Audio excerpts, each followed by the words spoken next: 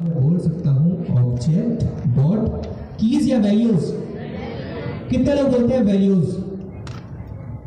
Discuss करो भाई। Object dot values दिखा भी देता हूं। ऑब्जेक्ट दिख कैसा है? मुझे इसमें से क्या चाहिए? की चाहिए या वैल्यू चाहिए? वैल्यू। तो ऑब्जेक्ट डॉट वैल्यूज ऐसे मैं यहाँ पे बोलूंगा वैल्यूज और इसके अंदर क्या पास कर दूंगा? ये कार्ड यहाँ पे पास कर देता हूं कार्ड। अब ये क्या हुआ है? ये बेसिकली इस कार्ड के ऑब्जेक्ट को लेगा, इसकी तमाम वैल्यूज को एक्सट्रैक्ट करेगा जो कि क्या है मेरे कार्ड में ऐड किए हुए आइटम या प्रोडक्ट्स, और उनको एक एरे की सूरत में मुझे दे देगा ताकि मैं नीचे इसके ऊपर मैप का मेथड इस्तेमाल करते हुए अपने कार्ड के प्रोडक्ट्स को डिस्प्ले करा सकूं। Make sense? तो अब मैं क्या करूंगा? ये जो आइटम है इसको अपनी सेट प्रोडक्ट जो कि मेरी स्टेट थी, क्योंकि याद रखिएगा मैं करना क्या चाहता हूं, मैं अपनी यूआई को अपडेट करना चाहता हूं। दोबारा पास्ट में जा रहा हूं और रिएक्ट के इकोसिस्टम के अंदर the only way to update your UI is using state. ठीक है, मेक सेंस? तो मैं क्या कर सकता हूं, मैं यहां पे आके बोल सकता हूं कि भाई set products is equal to ये जो आइटम्स मुझे मिले हैं ये सेट कर देना इसके अंदर। Make sense? ठीक है, कूल। ये मुझे एरर मिल रहा है, ये टाइपिंग का एरर है क्योंकि बोल रहा है कि भाई इसकी टाइप अननोन है, ये अभी हम सेट कर देंगे। उसके अलावा कोई मसला? ठीक है, अब मैं क्या कर सकता हूं, मैं यहाँ पे नीचे आके डिस्प्ले करा देता हूं क्या चीज? प्रोडक्ट्स। ठीक है, जो क्या है ये स्टेट है। इनिशियली इसकी वैल्यू क्या आएगी भाई? एम्प्टी अरे। लेकिन जब फर्स्ट टाइम रेंडर हो जाएगा यूज स्टेट के सेकंड पैरामीटर के अंदर मैंने क्या पास किया हुआ है? एम्प्टी अरे। इसका मतलब यूज इफेक्ट कितनी बार चलेगा? एक बार। जब कंपोनेंट माउंट हो जाएगा बस तभी चलेगा, उसके बाद कभी नहीं चलेगा। और उसी टाइम पे जैसे ही कंपोनेंट माउंट होगा मैं इस प्रोडक्ट की वैल्यू क्या सेट कर रहा हूँ? कार्ड में ऑब्जेक्ट की वैल्यूज। तो ये प्रोडक्ट्स दो बार लॉग होना चाहिए, फर्स्ट टाइम विद एम्प्टी अरे और फिर जब स्टेट होगी तो मेरी एक्चुअल वैल्यू जो मैं चाहता हूँ अचीव करना। पीछे आते हैं और यहाँ पे आके एक बार रीलोड करते हैं।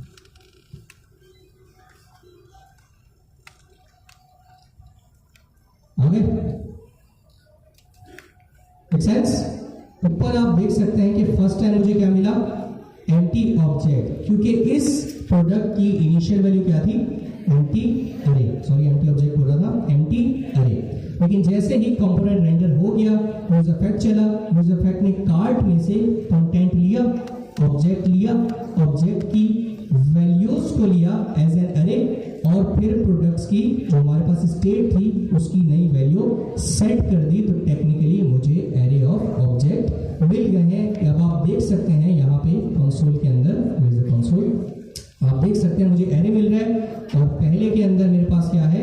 फ्रेश लाइन विद क्वांटिटी 2 और सेकंड में अगर मैं थोड़ा सा नीचे आऊं तो मुझे मिल रहा है ये वाला चॉकलेट मफिन विद क्वांटिटी 1 जो कि मेरे वाकई ही लोकल स्टोरेज कार्ड के अंदर मौजूद था।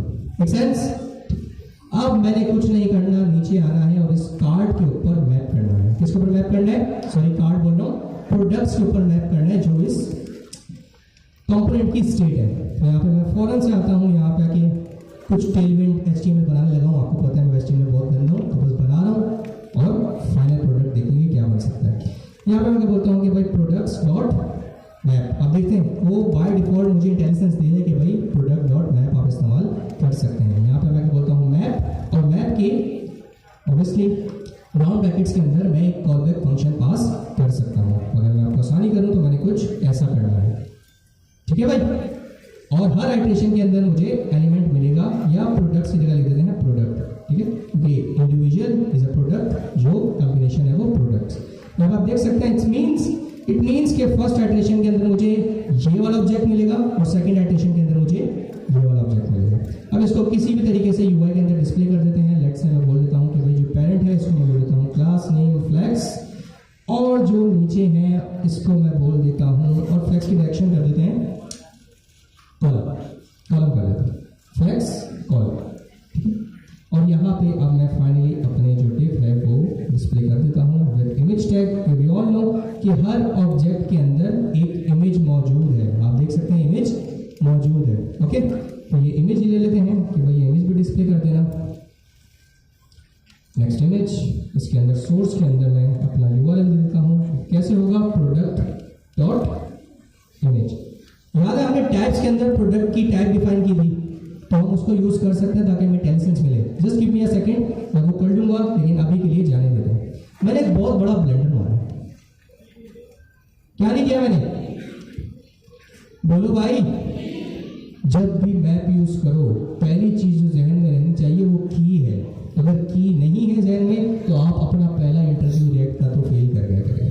तो जब भी मैप देखें, तो पहली रिक्विजिट आपके जहन में आनी चाहिए कि भाई जो भी मैप एलिमेंट रिटर्न कर रहा है, उसके पेरेंट एलिमेंट में की प्रॉपर्टी मौजूद है या नहीं है। अगर नहीं है तो you will be in a big trouble. अगर है, ऑल फाइन, ठीक है। तो यहाँ पे आगे मैं देख सकता हूँ कि भाई मैं की लिखूंगा, और की में मैं क्या दे देता हूँ, प्रोडक्ट का नाम दे देता हूँ, क्योंकि वैसे नाम is not a good approach. मैंने आपको बताया था हर प्रोडक्ट की एक आईडी होती है, लेकिन हमारे कॉन्टेक्स्ट में क्योंकि मैंने एपीआई बनाई, मुझे पता है प्रोडक्ट का नेम जो है वो यूनिक है, तो let's go with the name. मैं यहाँ पे बोलता हूँ प्रोडक्ट डॉट नेम। सही है। यहाँ मैंने ऑल्ट का टैग नहीं दिया, ऑल्ट दे देते हैं। इस तरह भी मैं प्रोडक्ट का नाम ही पास कर देता हूँ, प्रोडक्ट डॉट नेम। और नीचे आके यहाँ पे हाइट और विड्थ भी दे देते हैं, थोड़ी छोटी छोटी, लेट्स से 100, और विड्थ भी क्या देते हैं, 100। जैसे मैं यहाँ पे आता हूँ और रिफ्रेश करता हूँ, it should display the cart content. दिख रहे भाई, ऊपर नीचे दो आइटम दिख रहे हैं, यही दो आइटम कार्ट के अंदर मौजूद थे।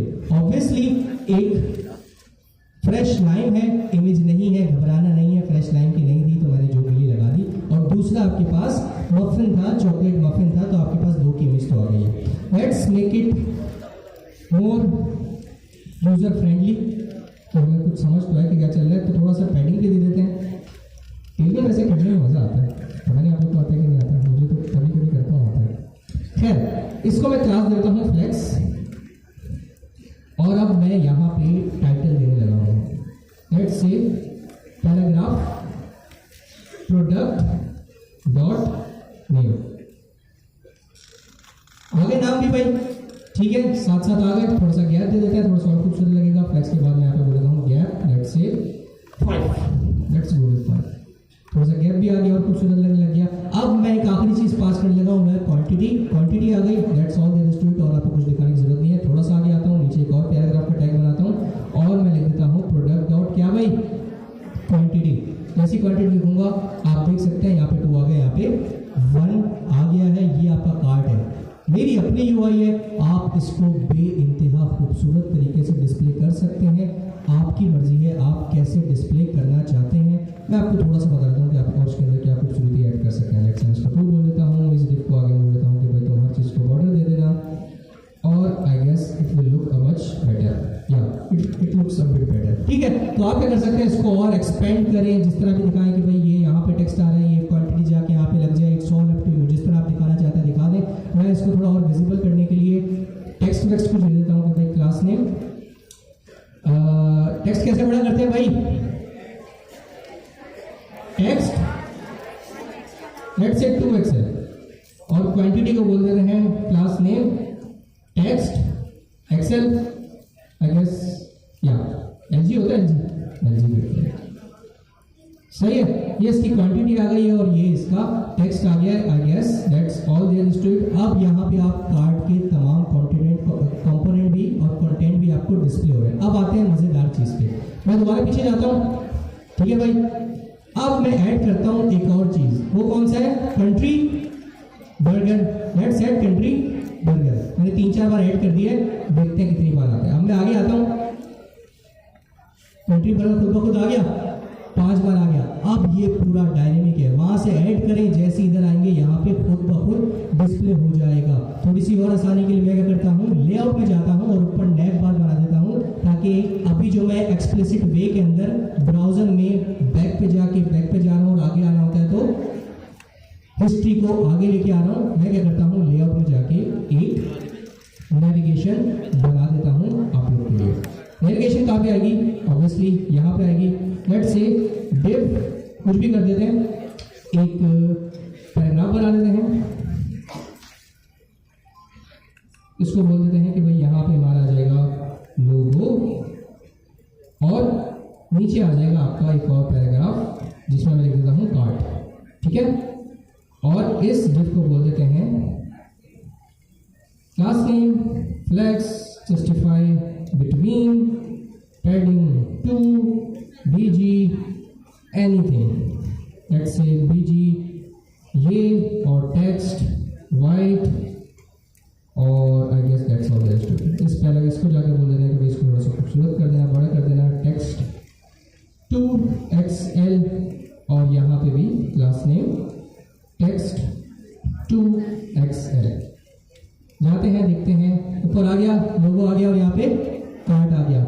लोगो पे जाना चाहता हूँ, क्लिक करूँगा, जाऊँगा क्यों नहीं जाऊँगा? अच्छा मैं लिटरली क्लिक कर रहा हूँ, तो मैं जाके नहीं, हमने लिंक ही नहीं डाला, हम कैसे जाएंगे भाई? तो जादू थोड़ी चल रहा है। यहाँ पे आके मैं क्या करता हूँ, लिंक का टैग मुझे ऑब्वियसली लगाना पड़ेगा और यहाँ पर लिखता हूँ लिंक मेरे प्यारे दोस्तों, लिंक और ये आएगा इसके नीचे। एक मिनट दे दें मुझे, बिल्कुल HRF आएगा, मैं इस चीज़ से बिल्कुल वो नहीं कर रहा। इसके अंदर HRF आएगा और HRF कहाँ का आएगा आपका, बिल्कुल राउट का, कुछ और देने की ज़रूरत नहीं है, बस आपने / देना है आपका टाइम देना।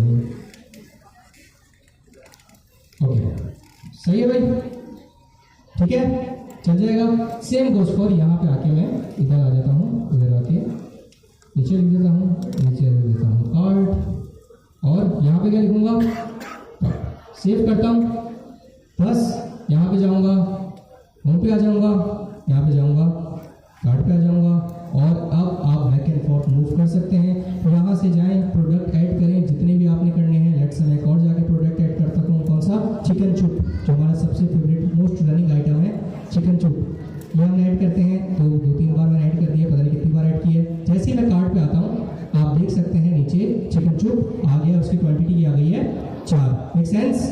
कूल। अब ये आपके ऊपर है, यहाँ पे भी आप इंक्रीमेंट डिक्रीमेंट कर सकते हैं। लेट्स आप एक बार कार्ड पे आ गए, अब आप चाहते हैं कि भाई यहाँ से भी इंक्रीमेंट और डिक्रीमेंट कर सकूँ।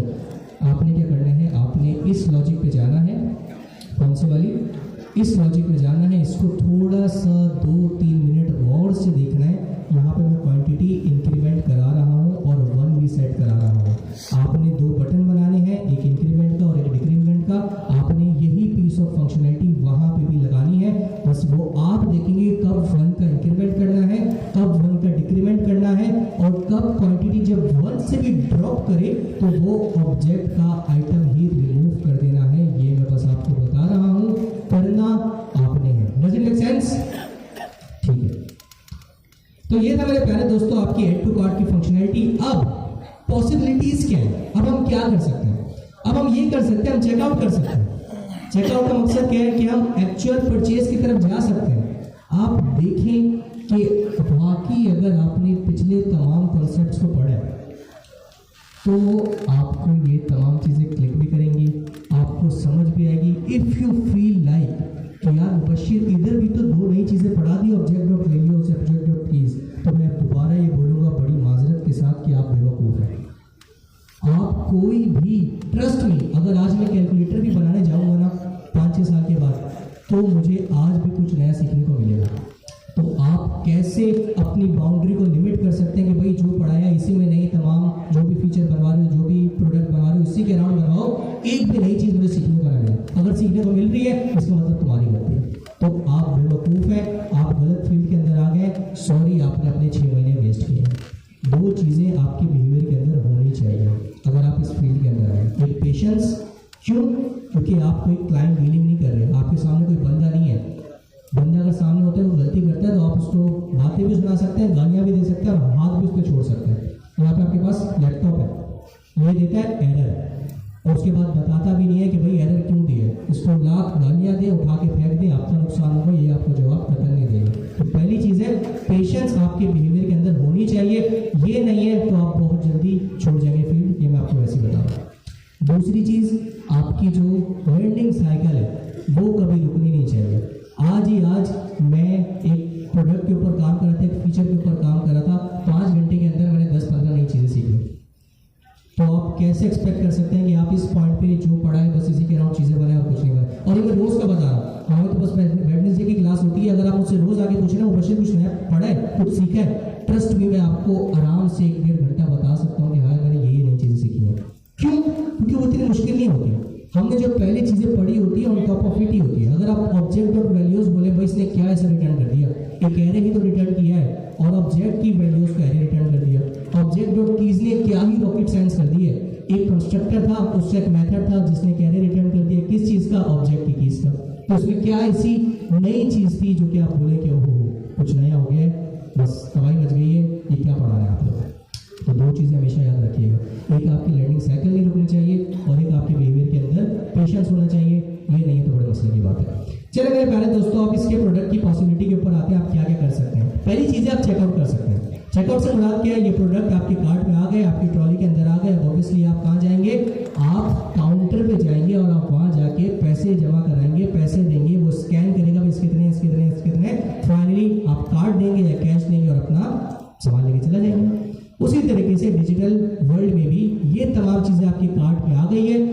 Add to checkout, sorry add to checkout का जो बटन होता है उसका मकसद ये है कि अब आप काउंटर पे चले गए, काउंटर पे आपके पास फाइनल अमाउंट आ रही होगी, आपने कितना पे करना है, वहाँ पे आपके पास आपके कार्ड के क्रेडेंशियल्स मांगेगा कि भाई आपके क्या कार्ड नंबर है, क्या सीवीसी है, तमाम चीज़ें, एक्सपायरी क्या है, कार्ड होल्डर नेम क्या है, या दूसरा ऑप्शन अगर वो प्रोवाइड करते हैं तो बोलेगा COD, कैश ऑन डिलीवरी, तो आप वो करेंगे और बस चेकआउट करेंगे, आपका एक ऑर्डर डिलीवर हो जाएगा और फाइनली आपको किसी भी पॉइंट पे 1 दिन 2 दिन जो भी उनका डिलीवरी टाइम है उसमें डिलीवर हो जाएगा।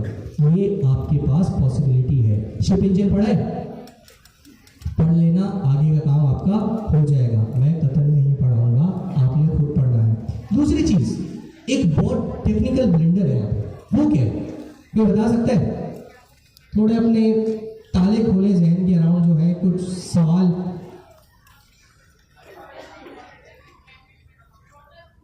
पेमेंट आगे की बात है, ट्रस्ट में बहुत पीछे की बात बता रहा हूं। एक बहुत बड़ा ब्लेंडर हुआ है,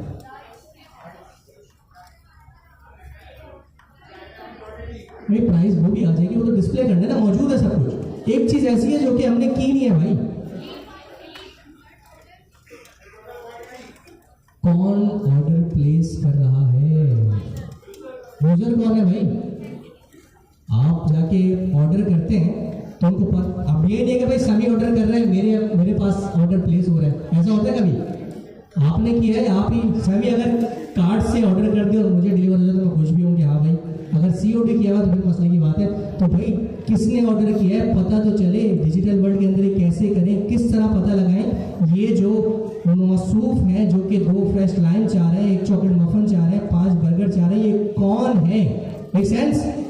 तो आगे की बहस इस चीज़ पे होगी कि ये चीज़ कैसे अचीव करें, तो बंदे का मालूम कैसे करें ये कौन है और कौन ऑर्डर प्लेस करने वाला है। इससे पहले एक छोटी सी चीज़ जो कि हम अपनी UI पे दिखा सकते हैं, वो क्या है मेरे प्यारे दोस्तों?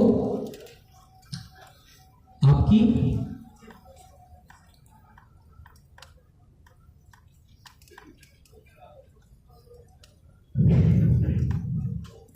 Product dot quantity multiply by product dot price. इसका मतलब इसकी जो एक थी वो कितने की होगी? कितने की होगी भाई? 35 कितने होते हैं? 70, तो 3 और डाल दो, 38 की होगी ना यार। 38 की एक थी, मतलब 2 कितने की हो गई? 76 की। सेम गोज फॉर ये कितने की होगी? 14 की। ठीक है, सेम गोज फॉर ये एक कितने की होगी? 100, कौन बताएगा? 225 है, 5 है यार, ऑड है, it's mean it going to be a decimal point. Okay, so 48 मतलब 24। तो आपने नहीं बहुत बड़ा ब्लेंडर मारो ना यार, 25 है। ओके, सो डिवाइडेड बाय 5 करेंगे तो आएगी। तो अब आप इस तरह की चीजें अचीव कर सकते हैं। मैंने क्या किया है, हर प्रोडक्ट की इंडिविजुअल मुझे क्या कॉस्ट कर रही है वो मैंने अचीव कर लिया है। क्या किया है मैंने? इसकी प्राइस मल्टीप्लाई बाय इसकी क्वांटिटी के साथ, कि भाई ये 2 मैंने लिया तो ये कितने की पड़ रही है, ये 1 लिया तो ये 28 का पड़ रहा है, ये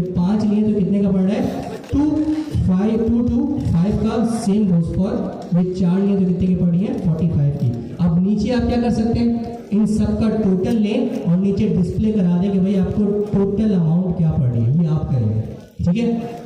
एंडलेस पॉसिबिलिटी, ट्रस्ट में बस आपका जहन का खुला होना जरूरी है, आप कुछ भी कर सकते हैं। यहाँ पे ऑब्वियसली इस यूजर को समझ नहीं आ रहा, आप बता सकते हैं, यहाँ पे पहले लिखिए क्वांटिटी इज इक्वल टू 1, इसको भी अच्छे से डिस्प्ले करा सकते हैं कि भाई क्वांटिटी मल्टीप्लाई बाय प्राइस का फॉर्मूला हमने लगाया है तो ये डिस्प्ले हो रहा है। और सबसे नीचे आप क्या दिखा सकते हैं, टोटल वो क्या होगा, इन सब का एक्यूमुलेशन होगा, जितने भी क्वांटिटी मल्टीप्लाई बाय प्राइस थी सबका एक्यूमुलेट करके आप फाइनल वैल्यू भी डिस्प्ले करा सकते हैं। दैट सिंपल मैथ है, कोई रॉकेट साइंस नहीं। Make sense?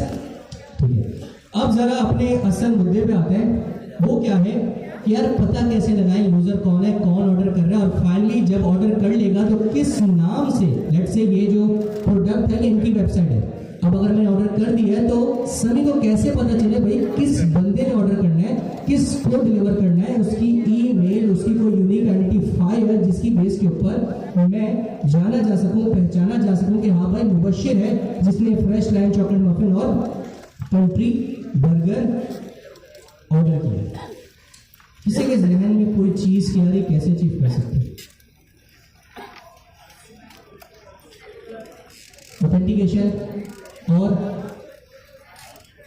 User ID, user होगा तो यूजर आईडी ना, अब है नहीं तो कहां से यूजर आईडी? ठीक है, सही है। तो टेक्निकली जो कॉन्सेप्ट है वो सभी आपको बताएंगे। इससे पहले 3 मिनट का ब्रेक अभी तक जो भी पढ़े एंड 2 मिनट और पढ़ लें, टोटल 5 मिनट। 3 मिनट साथ वाले को बताएं क्या क्या पढ़ा है, क्या क्या अचीव किया, लोकल स्टोरेज क्या थी, किस ऑब्जेक्ट वैल्यूज थी, किस तरह ये कंटेंट यहाँ पे डिस्प्ले हो रहा है, किस तरह क्वांटिटी और जो फॉर्मूला लगा सकते हैं वो। 2 मिनट बस अपने आप को इस चीज़ के दें कि आप अगर ये वेबसाइट में आपको दूँ, अगर आपको इसकी एक्सपेंशन करनी पड़े, आपको इसके अंदर फीचर सेट करने पड़े, आप इसको और यूआई फ्रेंडली बना सकें, तो क्या क्या चीज़ें हैं जो कि आप ऐड कर सकते हैं, उसको लिखें, सोचें और एक जगह लिखते हैं, क्योंकि गिटहब की रिपो इसी हालत में आपको मिलेगी।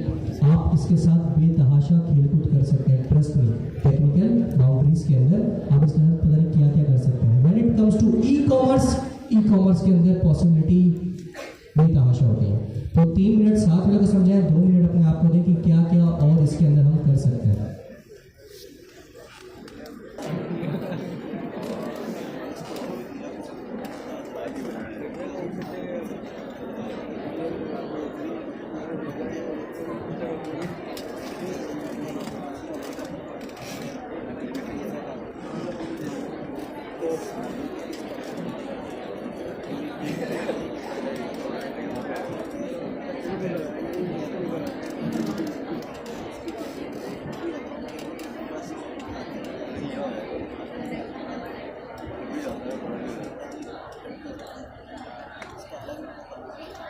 मसरूफ ज़्यादा मसरूफ ज़्यादा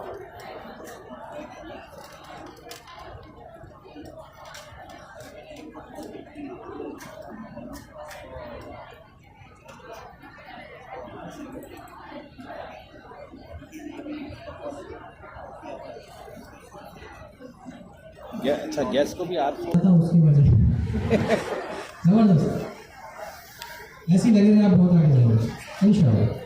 ठीक है, तो अब आगे का काम करते हैं। अच्छा, टाइप के एरर आ रहे थे, मैंने आपकी जब आप लोग इधर उधर मशगूल थे तो मैंने टाइप के एरर खत्म कर दिया, कुछ नहीं किया, यहाँ जाके यूज स्टेट को बता दिया कि भाई इस प्रोडक्ट की टाइप क्या होने वाली है।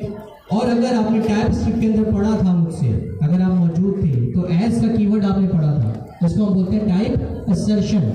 सही है कि भाई अगर रिएक्ट नहीं जान पा रही, नहीं पहचान पा रही टाइप क्या है, तो आप बोलते हैं रिएक्ट तुम चुप कर जाओ, मैं बता रहा हूँ कि इसकी टाइप क्या है। तो ये जो ऑब्जेक्ट डॉट कीज था, टेक्निकली ये मुझे क्या रिटर्न कर रहा था, अननोन अरे। तो मैंने क्या बोला कि तुम चुप कर जाओ, मुझे जो रिजल्ट मिलेगा वो क्या मिलेगा, जो हमने टाइप बनाई हुई है आई प्रोडक्ट की पिछली क्लास के अंदर, और इसका एरे मिलेगा। अब थोड़ा सा अगर नीचे आऊँ, भाई मैंने सब कर दिया है, अभी भी क्वांटिटी पे एरे क्यों आ रहा है? क्वांटिटी पे एरर क्यों आ रहा है?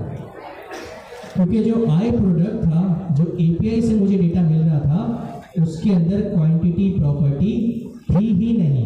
ये क्वांटिटी प्रॉपर्टी तो मैंने बाद में सेट की है जब मैंने कार्ट के अंदर आइटम ऐड करना था तब की है। इसलिए अगर मैं आई प्रोडक्ट पे जाऊं तो आप देख सकते हैं यहाँ क्वांटिटी नाम की कोई प्रॉपर्टी मौजूद नहीं है। तो अभी के लिए फॉर क्विक फिक्स मैं क्या कर सकता हूँ, यहाँ पे क्वांटिटी ऐड कर लेता हूँ, लेकिन कीप इट ऑप्शनल, क्योंकि ऑब्वियसली जब एपीएस आएगा तब नहीं मौजूद होगी, बाद में जब मैं इस्तेमाल करूंगा तो मैं एक्सप्लिसिट वे के अंदर कार्ड के सिनेरियो के अंदर ऐड कर रहा हूँ, तो I will keep it as a number. अब जैसे ये करूंगा इट शुड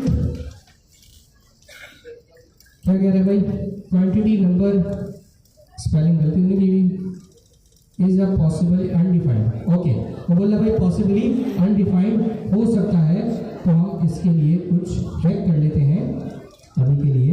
ठीक है,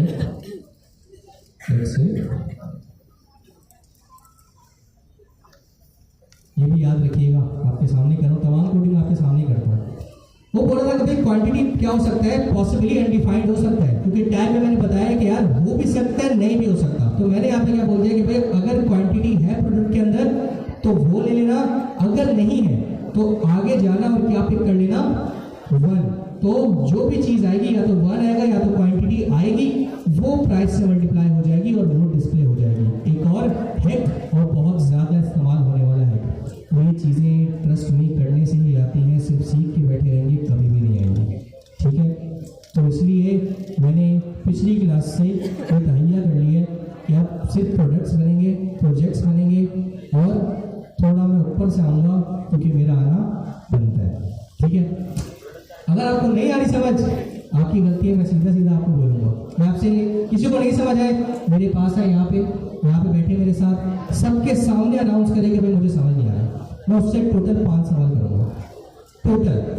अगर उसका जवाब दे दिए, अगली क्लास से मैं आना बंद कर दूँगा। अगर उसने नहीं दिए तो फिर वो बोले कि आना बंद कर देगा, नहीं ऐसा नहीं है, वो आना तब भी कंटिन्यू करेगा, लेकिन वही बात होगी कि आपने कहीं ना कहीं मिस किया। अगर ये कर पा रहे हैं, आप नहीं कर पा रहे, आपकी गलती है। अगर 50 बंदे कर पा रहे हैं, 100 नहीं कर पा रहे, 100 की गलती है। अगर एक बंदा भी कर पा रहा है, 100 नहीं कर पा रहे, तब भी 100 की गलती है। वो एक को क्या अल्लाह सुब्हानहू व तआला ने कोई अलग से फेवर दिया है? नाउज़ुबिल्लाह, ऐसा नहीं है। सबको वही तमाम चीज़ें, वही सोच, वही जाविया, वही फोकस देके पैदा किया गया है। It's all up to you कि आपका फोकस कहाँ है, आप कहाँ ज़्यादा टाइम स्पेंड कर रहे हैं और आपका सोचने का जाविया क्या है। अगर आप डिपेंडेंट है किसी पे तो आप कभी भी नहीं पढ़ पाएंगे। अगर आप खुद फुल एफर्ट कर रहे हैं तो ट्रस्ट मी, आप जिन पे डिपेंडेंट थे उनसे आप बहुत आगे चले जाएंगे। मेरे अपने स्टूडेंट, मेरा जो पहला स्टूडेंट था जिसको मैंने सबसे पहले पढ़ाया था, आज माशाल्लाह वो मुझसे कहीं ज़्यादा आगे है, बहुत। और माशाल्लाह उसने पता नहीं कराची में कितने बड़े बड़े सॉफ्टवेयर हाउसेज हैं, उसके साथ अभी उसने माशाल्लाह रिसेंटली MOU साइन किए। उसका मैं इंशाल्लाह कभी आएगा तो मिलवाऊंगा भी, बात भी कराऊंगा मेरे भाइयों की तरह। लेकिन वही बता रहा हूँ कि अगर आप किसी पे डिपेंडेंट रहेंगे तो आप नहीं आगे बढ़ पाएंगे। अगर आप इंडिपेंडेंट रहेंगे तो जिन पे आप डिपेंडेंट होने का सोच रहे थे ना, आप उनसे भी कहीं आगे चले जाएंगे। तो मेक श्योर कि अपनी एफर्ट को आप हमेशा कंटिन्यू रखें और आगे चलते हैं। जी, कैसे यूजर आइडेंटिफाई करें, कैसे पहचान पाएं कि भाई सब इतना अच्छा सब कुछ बना दिया, प्रोडक्ट्स दिखा दिए, प्रोडक्ट्स को कार्ट में ऐड कर लिया, क्वांटिटी दिखा दी, अब बस एक चीज़ रह गई है, चेकआउट का बटन ऐड करना। लेकिन वो मैं इसलिए ऐड नहीं कर रहा क्योंकि उसको कोई फायदा नहीं है। अगर मैं चेकआउट का बटन ऐड भी कर दूँ तब भी मैं किस तरीके से ये चीज़ आइडेंटिफाई करवा पाऊंगा कि भाई ये पर्टिकुलर यूज़र है जिसने ये ऑर्डर किया है, और जब ऑर्डर प्रिपेयर हो जाए तो इस बंदे को ही डिलीवर करना है।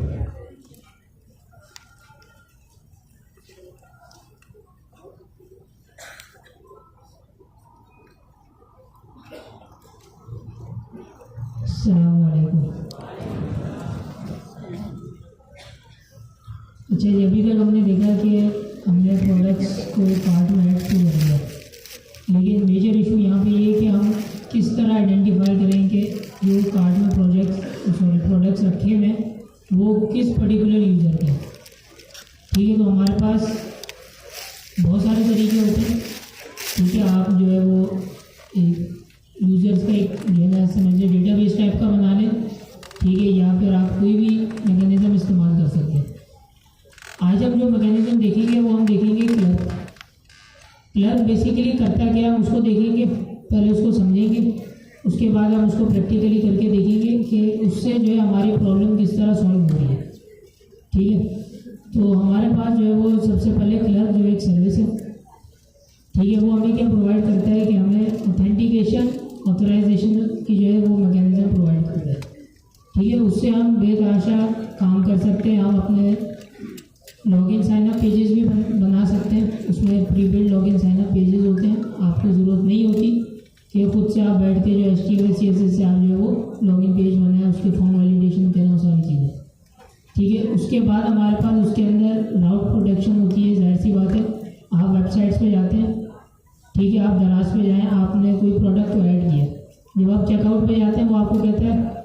मस्ट लॉगिन करें या साइन अप करें, आप हैं कौन, ठीक है।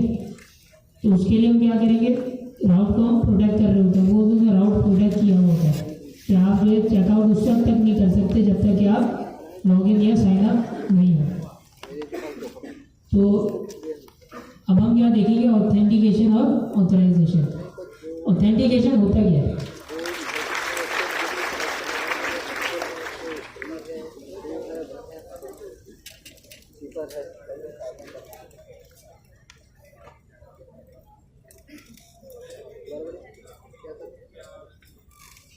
ठीक है।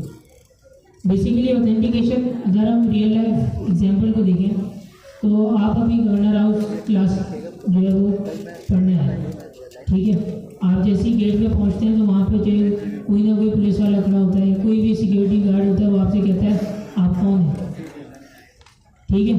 तो आप क्या करते हैं कि आप अपना स्टूडेंट कार्ड दिखाते हैं कि भाई मैं जो यहाँ का स्टूडेंट हूँ। तो बेसिकली आपने क्या किया, अपने आप को ऑथेंटिकेट करवाया किसी स्पेसिफिक आइडेंटिटी कार्ड की, ठीक है। तो ये क्या हो गया हमारा ऑथेंटिकेशन। उन्होंने क्या किया, आपको ऑथेंटिकेट किया कि आप जो है यहाँ पे क्लास लेने या पढ़ने आ सकते हैं, ठीक है। उस पर आपकी जो है बेताशा डिटेल्स मौजूद है, आपका नाम है, ठीक है, आपके डेज हैं, आपके टाइमिंग्स हैं, आप किस टाइम के स्टूडेंट हैं, किस डे के आप स्टूडेंट हैं, ठीक है। तो ये क्या हमने कर लिया अभी, ऑथेंटिकेशन, ठीक है। उन्होंने आपको ऑथेंटिकेट किया, उनके एक मैकेनिज्म था, उन्होंने आपका कार्ड चेक किया और उन्होंने आपको ऑथेंटिकेट किया। तो उसके बाद आता है ऑथराइजेशन। ऑथराइजेशन में क्या होता है कि भाई आप गवर्नर हाउस में तो आ गए, अब इतना बड़ा हाउस है, ठीक है, यहाँ पे बहुत सारी चीज़ें, IT मार्की भी है, यहाँ पे गवर्नर साहब की अपनी रिहाइश भी है, यहाँ पे और दीगर चीज़ें हैं, और भी बहुत सारे ऑफिस हैं, लेकिन आप किस लिए ऑथराइज हैं, क्लास के लिए। तो ये क्या हो गया, आप ऑथराइजेशन के यहाँ पे मैकेनिज्म इम्प्लीमेंट हो रहा है, ठीक है। आप यहाँ पे आके ये नहीं कर सकते कि आप उस तरफ जो गवर्नर हाउस का जो मेन एरिया है वहाँ पे नहीं जा सकते। अगर आप वहाँ पे जाएंगे तो आपसे पूछेंगे कि भाई आप यहाँ क्या करने आए, कौन है आप, एक्सेस को लिमिटेड करता है, ठीक है। रोल बेस के ऊपर काम करता है बेसिकली, आप यहाँ पे एज ए स्टूडेंट रोल के ऊपर है, ठीक है। अगर हमारे पास यहाँ पे एडमिन स्टाफ भी मौजूद है, एडमिन स्टाफ के पास क्या एक्सेस है कि वो उस तरफ जो गवर्नर हाउस है जो मेन एरिया वहाँ पे भी वो जा सकते हैं। तो वो क्या है भाई, वहाँ पे ऑथराइज हुए हैं, वो उनकी आइडेंटिटी उस हिसाब से बनी हुई है, ठीक है। किसी का कोई सवाल यहाँ तक सबको समझ आया, हैंड रेज करें किस किस को समझ में आया, ठीक है।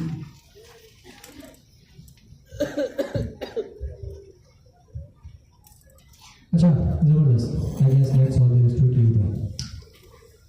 एक चीज़ मैं रिपीट करता हूँ, आप यहाँ पे बैठे हुए हैं, ठीक है, लेकिन सोचिए आप यहाँ तक आए कैसे, ठीक है। प्रोसेस को देखते हैं, प्रोसेस को क्या होगा।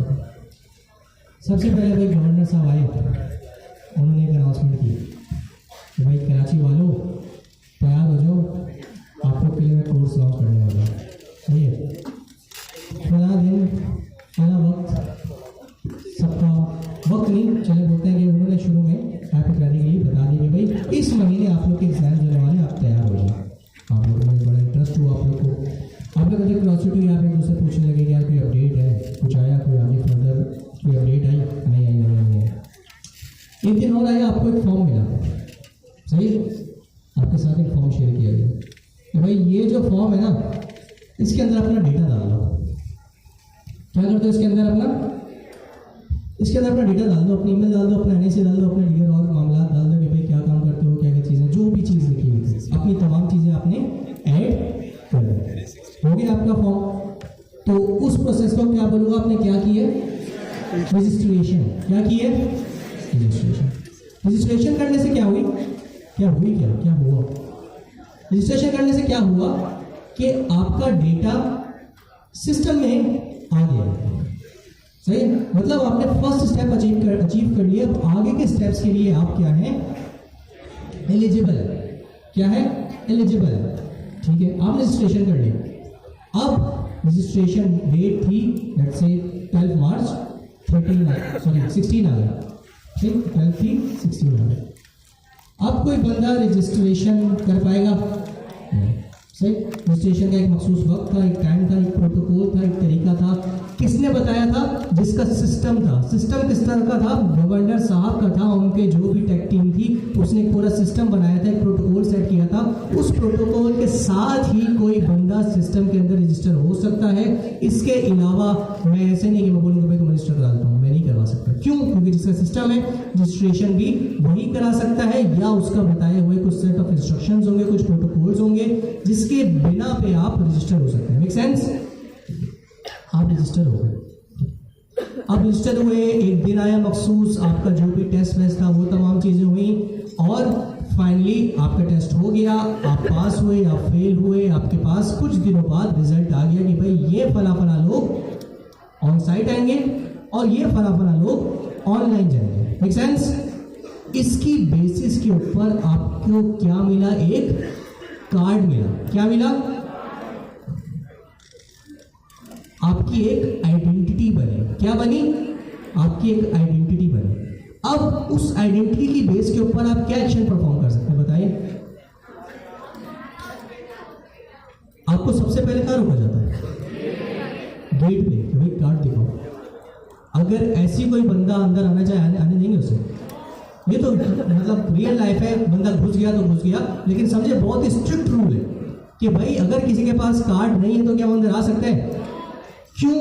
क्योंकि सिंपल सी बात है, सिस्टम पे रजिस्ट्रेशन हुई थी। उस रजिस्ट्रेशन के बाद कुछ प्रोसेसेस थे, कुछ बंदे एलिजिबल हुए, कुछ नहीं हुए।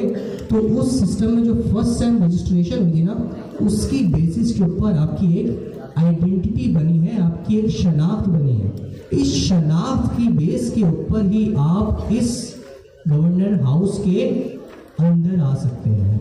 क्या आ सकते हैं? इस गवर्नर हाउस के अंदर आ सकते हैं। आप वहां से इंटर होते हैं और मार्की में डायरेक्ट आते हैं। अब मैं अगर आपसे पूछूं, यहाँ पे एक हॉल, इसको क्या बोलते हैं? दरबार हॉल। क्या ये जो आपके पास कार्ड है, आइडेंटिटी कार्ड है, क्या आप इसकी बेसिस के ऊपर दरबार हॉल जा सकते हैं? This is where authorisation came into the picture, कि आपके एक्सेस को कंट्रोल किया गया हुआ है कि भाई अगर आपके पास ये वाला कार्ड है तो आप सिस्टम में आ सकते हैं, आप गवर्नर हाउस के अहाते में आ सकते हैं। लेकिन इसका मतलब ये नहीं है गवर्नर हाउस में आके आप तबाही मचा रहे, जहाँ दिन चाहे आप पहुंचे, नहीं। इसके साथ साथ आइडेंटिटी तो जनरेट हुई है, फर्स्ट टाइम रजिस्ट्रेशन हुई, आप सिस्टम में आए, सिस्टम की बेस के ऊपर आपकी आइडेंटिटी बनी, आप गवर्नर हाउस के अंदर है। गवर्नर हाउस में आने के बाद authorisation came into the picture कि भाई अब आपके राइट्स को, आपके एक्सेस को कंट्रोल किया जाए। क्या आप कर सकते हैं, क्या आप नहीं कर सकते, ये ऑथराइजेशन बता सकती है कि भाई उस कार्ड के साथ आप इस मार्की में आ सकते हैं, आप दरबार हॉल में नहीं जा सकते। लेकिन वहीं अगर इस स्टाफ का कोई मेंबर होगा, उसके पास कुछ और सुपीरियर राइट्स होंगे, तो वो मार्की में भी आ सकता है, वो दरबार हॉल में भी जा सकता है, बट स्टिल जो राइट्स है वो लिमिट है। क्या वो गवर्नर साहब के बेडरूम में जा सकता है? नहीं जा सकता। क्यों? क्योंकि उसके लिए उसको कुछ और एडिशनल प्रिविलेजेस चाहिए, उसकी बेसिस पे वो जा सकता है। Make sense? रजिस्टर मतलब सिस्टम के अंदर आना, आइडेंटिटी मतलब आपकी उस सिस्टम में एक पहचान बनाना। पहचान बनने के बाद आपके राइट्स को कंट्रोल करना ऑथराइजेशन कहलाता है। तीन चीजें, रजिस्ट्रेशन, सिस्टम में आना, आइडेंटिटी मतलब सिस्टम में अपनी पहचान बनाना, ऑथराइजेशन मतलब आपकी जो पहचान है उसके अराउंड सिस्टम में रहते हुए आपकी एक लिमिट बनाना कि भाई क्या आप कर सकते हैं, क्या आप नहीं कर सकते। ये है आपके पास ऑथेंटिकेशन और ऑथराइजेशन। अब मैं आपसे कुछ सवाल पूछता हूँ।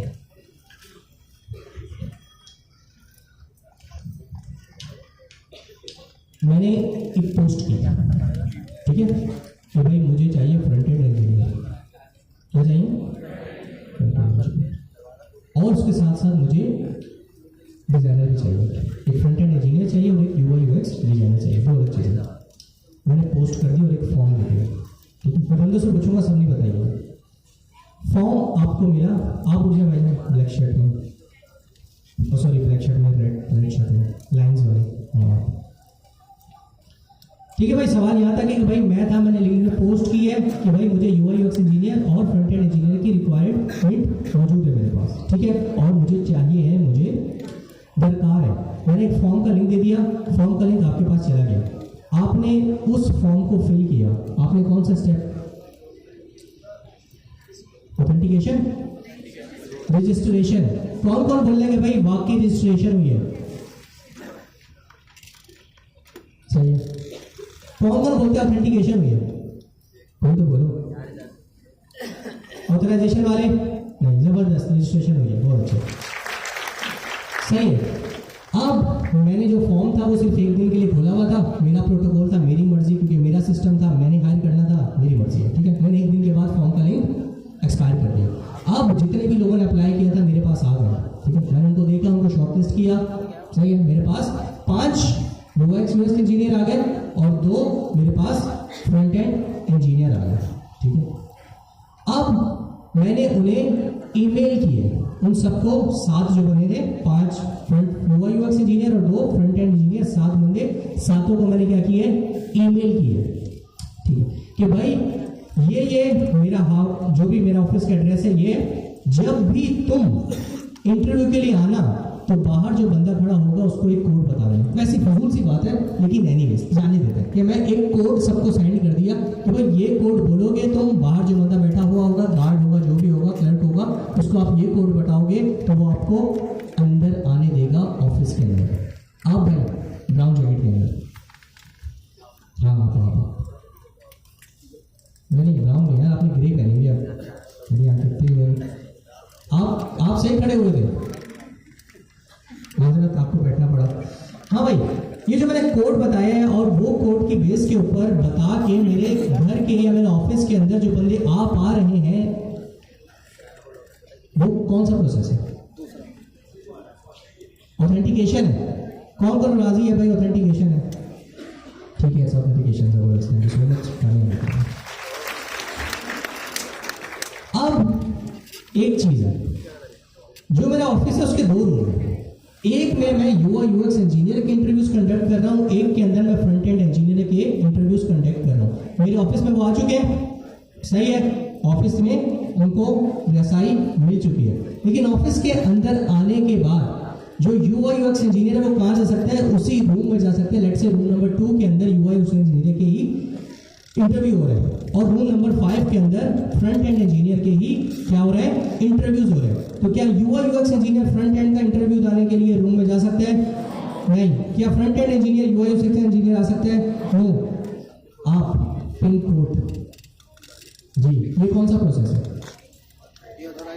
ऑथराइजेशन है। कौन कौन राजी है भाई, ऑथराइजेशन है, ये सही है। ये प्रोसेस है ऑथेंटिकेशन, ऑथराइजेशन और रजिस्ट्रेशन। आपसे as a junior engineer, software engineer, आपसे जो डिफरेंस पूछा जा सकता है वो इन 2 चीज़ों का है। तो याद रखिएगा, what is the difference between authentication और ऑथराइजेशन। मैंने जो जिस चीज़ से याद की थी वो ये की थी कि इसके अंदर आई और टी आता है साथ साथ, इट मीन्स आइडेंटिटी बन रही है। क्या बन रही है, ये मेरा तरीका था, आप बोल सकते हैं Mubashir you are dumb, you are stupid, it's all up to you. ये मेरा तरीका था, मैंने इस तरीके से याद कर लिया कि भाई इस ऑथेंटिकेशन के अंदर आई और टी भले आगे पीछे आ रहे हैं लेकिन साथ साथ आ रहा है। इट्स मीन कि आइडेंटिटी बन रही है, सही है। सिस्टम रजिस्ट्रेशन ऊपर हो गई थी, ऑथेंटिकेशन के अंदर आइडेंटिटी बन रही है। इट मीन्स जो प्रोसेस मुझे सिस्टम के अंदर इंट्रोड्यूस करवा रहा है, मेरी शनाख्त बनवा रहा है, वो कौन सा है, ऑथेंटिकेशन है, वो ऑथराइजेशन नहीं है, ठीक है। ऑथराइजेशन कब आता है, जब मैं सिस्टम में उस बंदे के एक्सेस कंट्रोल पे आता हूं कि भाई ये क्या काम कर सकता है, क्या काम ये नहीं कर सकता, राइट। तो ये था आपके पास रजिस्ट्रेशन, ऑथेंटिकेशन, ऑथराइजेशन का पूरा कॉन्सेप्ट। ये तीनों प्रोसेसेस होते हैं, क्या होते हैं, प्रोसेस होते हैं। रजिस्ट्रेशन सेल्फ एक प्रोसेस होता है, ऑथेंटिकेशन एक प्रोसेस होता है, ऑथराइजेशन भी एक प्रोसेस होता है। अब इसको अचीव कैसे करें डिजिटल वर्ल्ड के अंदर, इसको कैसे हम वाकई इम्प्लीमेंट करें ताकि हम यूज़र को पहले रजिस्टर करवाएं, हमारे सिस्टम पे आ जाए, फिर उसको आइडेंटिफाई कर सकें कि क्या वाकई ये कौन सा यूज़र है, कौन है, इसका नाम क्या है, इसका पता क्या है, जो भी चीज़ें मुझे चाहिए, और फिर ये चीज़ मेक श्योर कर सकें कि ये बंदा क्या काम कर सकता है और क्या काम नहीं कर सकता। अब एक तरीका तो ये है कि आप इसको फ्रॉम स्क्रैच खुद इम्प्लीमेंट कर सकते हैं, ठीक है। आप अपना डेटा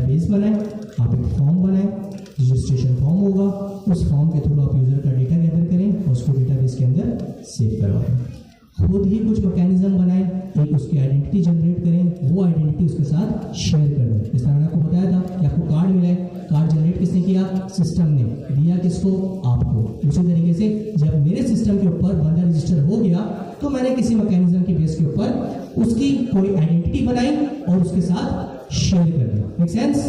अब जब भी वो मेरे सिस्टम पे आएगा उसको ये आइडेंटिटी शो करनी पड़ेगी ताकि मैं पहचान सकूं कि भाई वाकई ये बंदा मेरे सिस्टम पे मौजूद है या नहीं है। ये पहला स्टेप होता है, ठीक है। Authorisation always come after authentication, कि भाई अब सिस्टम में तो आ गया, अब मैं इसको क्या करने दूं और क्या करने ना दूं, यहाँ पे परमिशंस आती हैं तो आपकी ऑथराइजेशन आती है। तो वही बात कि एक तरीका है कि आप फ्रॉम स्क्रैच अपने खुद ये पूरे प्रोसेसेस बना सकते हैं। आप एक रजिस्ट्रेशन फॉर्म लें, सैमी ने बोला कभी मेरी ईमेल है semi@gmail.com, मेरा नाम है सैमी और मेरा लास्ट नेम है शेख, सही है। तो सैमी शेख जो है ये नाम, फर्स्ट नेम और लास्ट नेम नाम आ गए और ईमेल के आ गई इनका जो भी ईमेल था वो। और चौथी चीज मैंने ले ली, अपना पासवर्ड बता दें आप, ठीक है। अब ये चारों चीजें मैंने मुझे दी, ये वाला प्रोसेस चल रहा है। मैंने क्या किया, इनके डेटा को डेटाबेस के अंदर स्टोर किया अपने, और इन चारों या दो या एक जो भी मुझे प्रॉपर्टी सबसे ज़्यादा सही लग रही थी, मेरी वैलिड थी, मुझे मेक सेंस था उस पर, तो मैंने उसको एक्सट्रैक्ट किया और उसकी बेस के ऊपर कोई आइडेंटिटी बनाई। अभी आप इसको भूल जाए क्या बनाई, कैसे बनाई, बस कोई आइडेंटिटी बनाई और वो आइडेंटिटी बना के मैंने सैमी के साथ शेयर कर दी। लेट्स से मैंने बोला कि भाई सैमी तुम्हारी आइडेंटिटी है 501। क्या आइडेंटिटी है?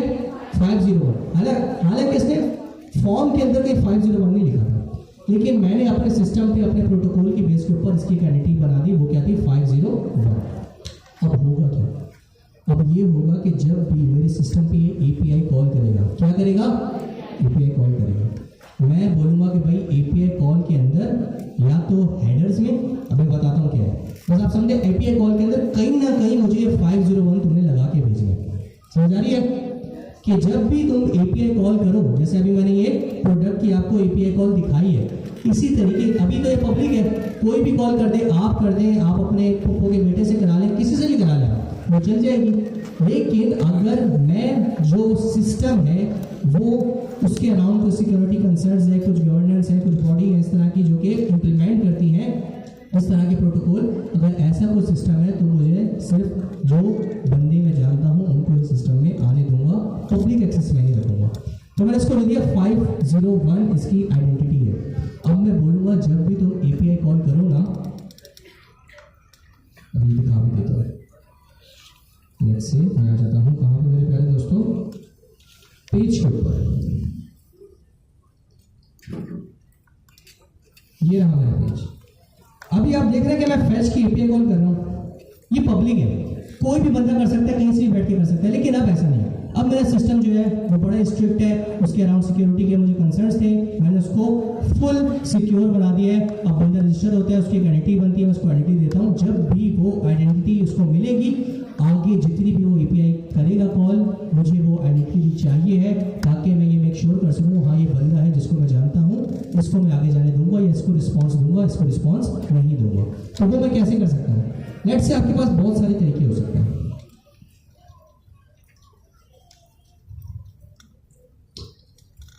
जब आप एपीआई कॉल करते हैं ना, तो एपीआई कॉल के बहुत सारे सेगमेंट्स होते हैं, सही, बहुत सारे सेगमेंट्स होते हैं, बहुत सारे सेक्शंस होते हैं, बहुत सारे पोर्शंस होते हैं। एक तो यूआरएल होता है जिस पे आप कॉल कर रहे हैं, जो आपकी एक्चुअल रिक्वेस्ट का एंड पॉइंट होता है। एक होता है रिक्वेस्ट हेडर, सही। रिक्वेस्ट हेडर के अंदर आप एडिशनल इंफॉर्मेशन पास कर सकते हैं कि भाई जो डेटा मुझे चाहिए है उसका कंटेंट टाइप क्या होना चाहिए, वो टेक्स्ट के अंदर होना चाहिए, वो जेसन के अंदर होना चाहिए, वो बफर के अंदर होना चाहिए, वो किसी भी फॉर्मेट में होना चाहिए, आप वो भेजते हैं। इसके अलावा हेडर्स के अंदर आप अपनी आइडेंटिटी भी भेज सकते हैं। तो मैं क्या कर सकता हूँ, मैं बोल सकता हूँ, ये फैच होता है ना, फैच भी दो पैरामीटर एक्सपेक्ट करता है। पहला पैरामीटर क्या होता है, आपका ऑब्वियसली एंड पॉइंट जो आप कॉल करना चाहते हैं, इसके बाद आप कॉमा देके एक ऑब्जेक्ट भी पास कर सकते हैं। इस ऑब्जेक्ट के अंदर जो मैंने आपको एडिशनल चीज़ें बताई है ना, तो हेडर जा सकता है, दीगर चीजें जा सकती हैं, वो आप इस ऑब्जेक्ट के अंदर पास कर सकते हैं। अब ये बॉडी से क्या मुराद है? बॉडी से मुराद ये है कि जब आप पुट की या पोस्ट की कॉल करते हैं। अभी मैं कौन सी कॉल कर रहा था? गेट की। गेट का मकसद ये है कि भाई एंड पॉइंट हिट किया, रिस्पॉन्स आया, सीधा सीधा काम। लेकिन लेट से अगर मुझे कोई चीज़ क्रिएट करनी है, तो जो चीज़ क्रिएट करनी है वो भेजनी भी तो होगी। एंड पॉइंट तो वो है जो उसको एंटरटेन कर रहा है, लेकिन मुझे बॉडी भी तो भेजनी होगी कि भाई इस एंड पॉइंट पे ये डेटा लेके जाओ और ये एंटिटी बना दो। तो वो बॉडी का काम होता है जब मैं पोस्ट की या पुट की रिक्वेस्ट कॉल कर रहा होता हूँ। अभी मैं कौन सी कर रहा हूँ? गेट की। लेकिन still it's a secure API. तो मैं क्या कर सकता हूँ? मैं बोल सकता हूँ कि भाई तुमने जब भी कॉल करो हेडर्स के अंदर, अब हेडर्स क्या है? इट सेल्फ एक ऑब्जेक्ट है, इसके अंदर आप मल्टीपल प्रॉपर्टीज पास कर सकते हैं। तो भाई authorisation, ABC, BCD, it's all up to you. जितने भी आप कीज पास करना चाहते हैं आप कर सकते हैं। मेरा जो प्रोटोकॉल था, मेरे सिस्टम का जो प्रोटोकॉल था, मैंने बोल दिया कि भाई तुमने हेडर्स के अंदर एक की भेजनी है। वो क्या है? वो है let's say x user ID. सही है? मेरी कस्टम बनाई हुई की है, इसलिए मैंने इसके आगे एक्स लगा दिया है। ये कि भाई जब भी तुम कोई भी मेरी बनाई हुई मेरे सिस्टम की एपीआई कॉल करो, हेडर्स के अंदर ये की जरूर भेजना। और इस की के अगेंस्ट वैल्यू कौन सी आएगी? जो आइडेंटिफायर मैंने सैनी को दिया है, और वो आइडेंटिफायर क्या है? 501। Make sense? तो अब जब भी मेरे सिस्टम पे कॉल आएगी तो मैं इसको रिस्पॉन्स देने से पहले देखूंगा कि रिक्वेस्ट के हेडर है, हाँ मौजूद है। हेडर के अंदर एक्स यूजर आईडी की मौजूद है, हाँ मौजूद है। क्या उसके अगेंस्ट कोई वैल्यू मौजूद है? हाँ मौजूद है। यहां पे बात खत्म नहीं होगी। क्या ये आईडी 501 वाकई मेरे सिस्टम के किसी यूजर की भी है कि या किसी ने ऐसी रैंडम कुछ भी डाल के भेज दिया एबीसी बीसीडी? तो ये काफी सारे चेक्स होते हैं कि भाई रिक्वेस्ट आई, हेडर निकालो, हेडर में से ये स्पेसिफिक की निकालो, की वैल्यू निकालो, वैल्यू को वैलिडेट करो कि वैल्यू वैलिड है कि नहीं है। अगर है तो आगे जाने दो, रिस्पॉन्स दो, वरना उसको एरर थ्रो कर दो कि भाई यू आर नॉट कुछ भी, भाई यू आर नॉट ऑथराइज्ड और anything like that. Make sense? तो ये आपके प्रोसेसेस होते हैं। इसकी बेस के ऊपर आप क्या करते हैं? अपने बंदे को आइडेंटिफाई करते हैं। अब आते हैं ऑथराइजेशन के ऊपर। लेट्स से मैंने सेमी को 501 दिया था एज अ आईडी, इसने मुझे हर रिक्वेस्ट के अंदर 501 दे दिया। क्या कर दिया? 501 दे दिया। तो ऑब्वियसली मैं सिस्टम पे आ रहा है, मैं इसको आइडेंटिफाई कर रहा हूँ, बोल रहा हूँ ठीक है एपीआई जाने दो, रिस्पॉन्स जाने दो, कोई भी एपीआई कॉल कर रहा है तो बोल रहा हूँ ठीक है जाने दो। बट एक मसला है, अब अगर मैं इसको कुछ भी करने दूँ तो हो सकता है ये दूसरे यूजर्स को डिलीट करने लग जाए। मैंने कोई ऐसी एपीआई बनाई हो इंटरनल सिस्टम के लिए कि भाई इसी एपीआई की मदद से मैं किसी और यूजर को डिलीट कर सकता हूँ। इसने क्या किया? इसने वो एपीआई कॉल की, मैंने बस ये चेक किया कि क्या सिस्टम पे मौजूद है, हाँ है, मैंने इसको जो एक काम करना चाहता था करने दिया, तो इसने क्या कर दिया? मेरा एक यूजर डिलीट कर दिया। ठीक है, अब उसको पता चल गया कि भाई इसके सिस्टम में ग्लिच है, तो उसने क्या कर दिया? इसने एक और एपीआई कॉल की, दूसरा यूजर डिलीट कर दिया, तीसरा कर दिया, चौथा कर दिया। अल्टीमेटली मेरे सिस्टम से सारे यूजर चले गए।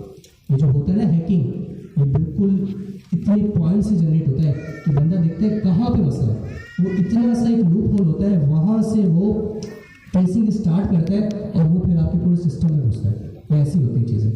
तो अब ये जो मसला कर रहा था ना, इसकी लिमिटेशन के लिए मुझे ऑथराइजेशन चाहिए कि भाई ठीक है ये आइडेंटिफाई मैंने कर लिया था, 501 सेमी मौजूद था, लेकिन अब ये जो 501 सेमी है ना, ये करना क्या चाह रहा है? ये डिफरेंट और यूजर डिलीट करना चाह रहा है। तो यहाँ पे मैं परमिशंस लगाऊंगा कि भाई सेमी ठीक है, मैं तुम्हारे अपने सिस्टम में जानता हूँ, पहचानता हूँ, लेकिन जो तुम काम करना चाह रहे हो ना कि तुम डिफरेंट यूजर डिलीट करना चाह रहे हो, ये मैं तुम्हें नहीं करने दूंगा। तो यहाँ पे मैं इसको एरर थ्रो कर दूंगा, you are not authorised to perform this action. This is where authorisation came into the picture. Authentication इससे एक स्टेप पहले थी कि 501 मौजूद है, क्या उसके अगेंस्ट कोई यूजर मौजूद है? हाँ मौजूद है, सिस्टम के अंदर आ जाओ। अब सिस्टम के अंदर आने के बाद क्या डिफरेंट यूजर तुम और डिलीट कर सकते हो? तुम तो खुद यूजर हो, तुम क्यों किसी और यूजर को डिलीट करोगे? तो यहाँ पे ऑथराइजेशन आती है कि अब यहाँ पे मुझे इसे रोकना है, इसको ये नहीं करने देना। हाँ अगर ये बोल रहा है भाई मुझे मेरा डेटा दे दो, मुझे मेरे ऑर्डर्स डिस्प्ले कर दो, मुझे डिफरेंट और मेरी चीज़ें दिखा दो, मेरा ऑर्डर प्लेस कर दो, वो मैं इसको करने दूंगा। क्यों? क्योंकि वो इसकी परमिशन के बाउंड्री बाउंड्रीज के अंदर आता है, लेकिन इस बाउंड्री से बाहर ये जो भी करना चाहेगा मैं उसको रोक दूंगा, ब्लॉक कर दूंगा, उसको एरर कर दूंगा। Make sense? 3 मिनट है, अपने साथ वाले को बताएं नमाज के लिए जाएं। 8:42 हो रहे हैं, 8:52 पे हम वापस आएंगे। जरा फ्रेश हो, बहुत ज़्यादा थ्योरी हो गई है, प्रैक्टिकल पे आते हैं इंशाल्लाह। तो जो लोग भी बाहर हैं, यू हैव 2 मिनट्स, जल्दी जल्दी अंदर आ जाए, अपनी अपनी चीज़ पर विराजमान हो जाए। शार्प 8:54 पे मैं क्लास का आगाज़ कर दूँगा। You have 2 minutes.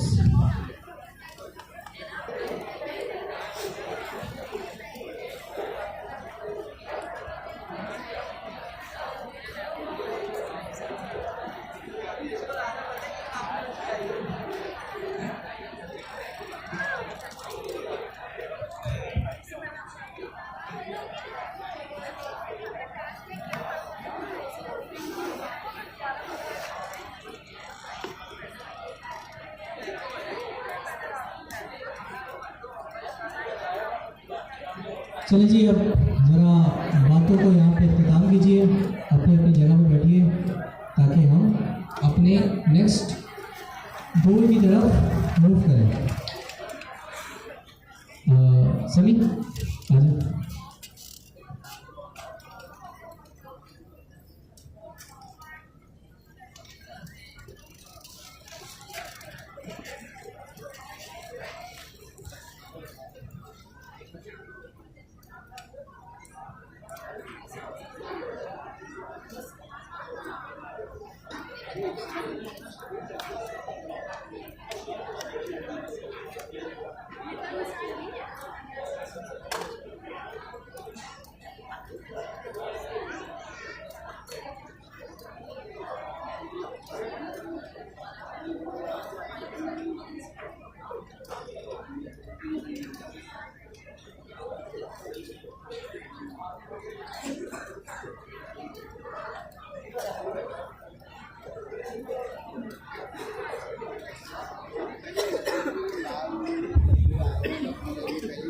ठीक है, तो अभी तक जो हमने चीज़ पढ़ी है वो 3 चीज़ों के ऊपर मुश्तमिल थी: रजिस्ट्रेशन, ऑथेंटिकेशन और ऑथराइजेशन। मैंने आपको एक वर्ड है व्यू भी दे दिया कि वर्क कैसे करता है। यहाँ पे हमने कोड में देखा था कि आप रिक्वेस्ट मेक करते हैं, रिक्वेस्ट में आप हेडर्स ऐड करते हैं और हेडर्स के अंदर आप सिस्टम या प्रोटोकॉल की बताई हुई कीज ऐड करते हैं। जैसे लेट्स से मेरे एग्जांपल में मैं एक्सपेक्ट करा था यूज़र आईडी, तो यूज़र आईडी 5 आई। अब इसकी बेस के ऊपर मैंने जो भी रिक्वेस्ट मेक कर रहा है उसके हेडर्स, रिक्वेस्ट के हेडर्स निकाले, उसमें से ये रिक्वायर्ड की निकाली, इसकी वैल्यू ली और चेक किया क्या ये यूज़र बाकी मौजूद है सिस्टम में, क्या मैं इसको आइडेंटिफाई कर पाया हूँ कि नहीं कर पाया। ये आपके पास सेकेंड प्रोसेस होता है ऑथेंटिकेशन का। ऑथेंटिकेशन के बाद ऑथराइजेशन का कॉन्सेप्ट आता है कि क्या जो काम ये यूज़र करने जा रहा है इसको इसकी परमिशन है या नहीं है। ठीक है, अच्छा अब ये किसका काम होता है? ये रजिस्ट्रेशन का, ऑथेंटिकेशन का, ऑथराइजेशन का। ऑब्वियसली ये टेक टीम का काम होता है जो कि सिस्टम को बिल्ड कर रहे हैं, जो कि सिस्टम को बना रहे हैं। उनका काम होता है तमाम प्रोटोकॉल सेट करना, किसको किस चीज़ की इजाज़त देनी है, किसको किस चीज़ की इजाज़त नहीं देनी, ये पूरा आपकी टेक टीम का काम होता है। अब क्या आप 100% सिक्योर सिस्टम बना सकते हैं? क्या आप 100% सिक्योर सिस्टम बना सकते हैं? Never ever. आप कभी भी 100% सिक्योर सिस्टम नहीं बना सकते। क्यों? क्योंकि आपने सुना है बड़े बड़े सिस्टम्स के ऊपर हैकिंग की गई है और वाकई हैक किया गया है। क्या वो सिक्योरिटी के अराउंड उन्होंने कोई चीज़ छोड़ दी थी? नहीं, but there is always room for improvement. कहीं ना कहीं नए से नए तरीके आ रहे होते हैं सिस्टम को हैक करने के लिए। ऑन टॉप ऑफ इट फिर नए रूल्स आते हैं, फिर वो रूल्स ब्रेक होते हैं, फिर नए रूल्स आते हैं। तो आप 100% सिक्योर सिस्टम कतई नहीं बना सकते। फिर आप क्या कर सकते हैं? आप सिक्योरिटी के इस पॉइंट तक जो स्टैंडर्ड्स हैं उनको अपने सिस्टम पे इम्प्लीमेंट कर सकते हैं। ये आप कर सकते हैं और ये आपको करना ज़रूरी होता है। अब एक चीज़ जो इस चीज़ से बहुत ज़्यादा रिलेट करती है सैनिटी आप सबने पढ़ा? सैनिटी के अंदर आपने एक चीज बनाई थी एपीआई की, याद है? अब एपीआई की क्या था? एपीआई की यही थी कि जब आप सैनिटी से कम्युनिकेट कर रहे होंगे तो ये एपीआई की जो मैंने तुम्हें जनरेट करके दी है, ये हर रिक्वेस्ट के अंदर मुझे सेंड करना, ताकि मैं आइडेंटिफाई कर सकूं तुम कौन हो, तुम्हारी एप्लीकेशन कौन सी है और किस एप्लीकेशन का एक्सेस तुम्हें है और किसका नहीं है। ये हो सकता है सैनिटी पे आपने भी ऐप बनाई हो, आपने भी ऐप बनाई हो, आपने भी ऐप बनाई हो, तो अगर आप अपना एपीआई की यूज करते हुए इनका डेटा मैनिपुलेट करें तो क्या सही है? नहीं। तो जो एपीआई की दी थी उसमें फर्स्ट टाइम चेक होता है कि आप क्या चीज एक्सेस करना चाह रहे हैं, ठीक है, और आपकी एपीआई की वैलिड है कि नहीं है। एपीआई की वैलिड है, ऑथेंटिकेशन हो गई है।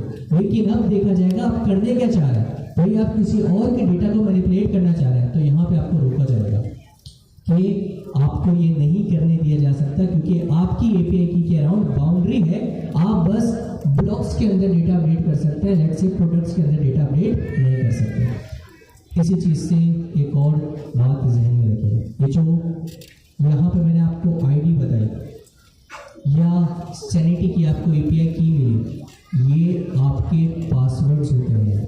आपने ये चीज़ कतन किसी के साथ शेयर नहीं करनी है, आपको बड़े बड़े लॉस हो सकते हैं। ट्रस्ट मी, आपकी सोच है आपको कितने बड़े बड़े लॉस हो सकते हैं। हमारे सर्कल में ही एक जानने वाले थे, उन्होंने अपना, पता नहीं मैं पहले भी बताया कि नहीं बताया, AWS के अकाउंट्स के क्रेडेंशियल शेयर कर दिए थे। क्या कर दिए थे? शेयर। ओवरनाइट उनको $10,000 का बिल चार्ज हुआ था। $10,000 कन्वर्ट कर लीजिएगा कितने बनते हैं? $10,000 overnight.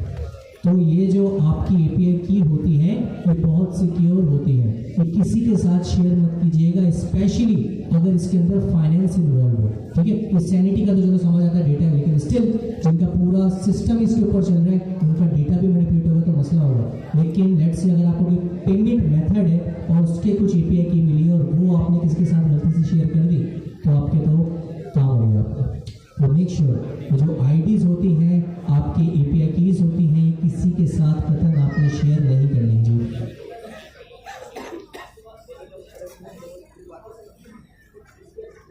No, it's not like that.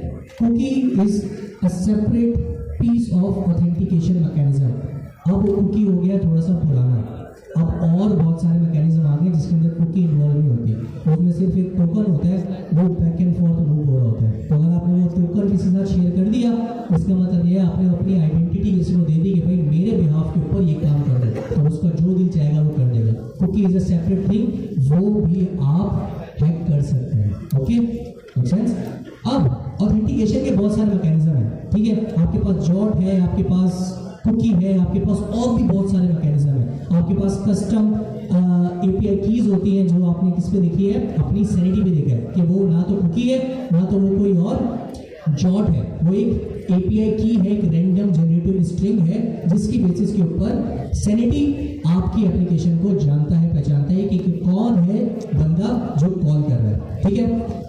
अब किस तरीके से ये चीज़ अचीव करें, ऑथेंटिकेशन, ऑथराइजेशन या रजिस्ट्रेशन? तो आपके पास बहुत सारे प्रोवाइडर हैं। अगर मैं AWS का बताऊं तो आपके पास कॉग्निटो है, इसी तरीके से आपके पास गूगल के अंदर और सोर्सेज हैं। कुछ जो है वो सॉफ्टवेयर एज अ सर्विस बस इसी के ऊपर काम कर रही है। आपके पास Auth0 है, आपके पास नेक्स्ट ऑथ है, आपके पास क्लर्क है, ठीक है। आपके पास बहुत सारे ऑथ प्रोवाइडर्स मौजूद हैं। जो प्रोवाइडर मेरे प्यारे दोस्तों हम यूज करने जा रहे हैं उसका नाम है क्लर्क, ठीक है।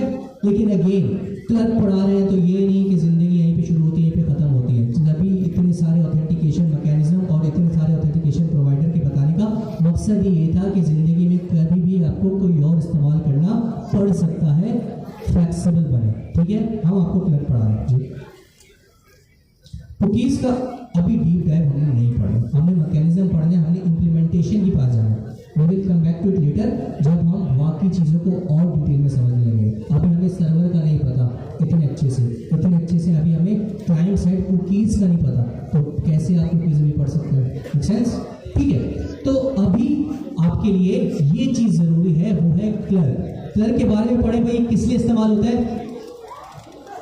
The most comprehensive user management platform, कि ये एक प्लेटफॉर्म है जिसकी मदद से आप अपने यूजर्स को मैनेज कर सकते हैं। इसका मतलब यही है कि आप अपने यूजर्स को अपने सिस्टम के अंदर इंट्रोड्यूस करा सकते हैं, उनको आइडेंटिफाई कर सकते हैं, उनकी परमिशंस को कंट्रोल कर सकते हैं। यूजर मैनेजमेंट का मकसद ही होता है ना, अगर आप किसी ऑफिस में जाएं तो बेसिकली इतने सारे जो लोग होते हैं वो क्या हो रहे होते हैं, वो मैनेज ही हो रहे होते हैं। कोई एडमिन रोल है, किसी का सिर्फ स्टाफ रोल है, तो उनके अपने अपने सेट ऑफ परमिशंस उनको डिफाइन होती है। तो भाई एडमिन जो है वो ये कर सकता है, लेकिन जो सिर्फ स्टाफ है लाइक क्लर्क जो है, जो गार्ड है, वो ये चीज़ें नहीं कर सकता। तो टेक्निकली यूजर मैनेजमेंट ही हो रही होती है।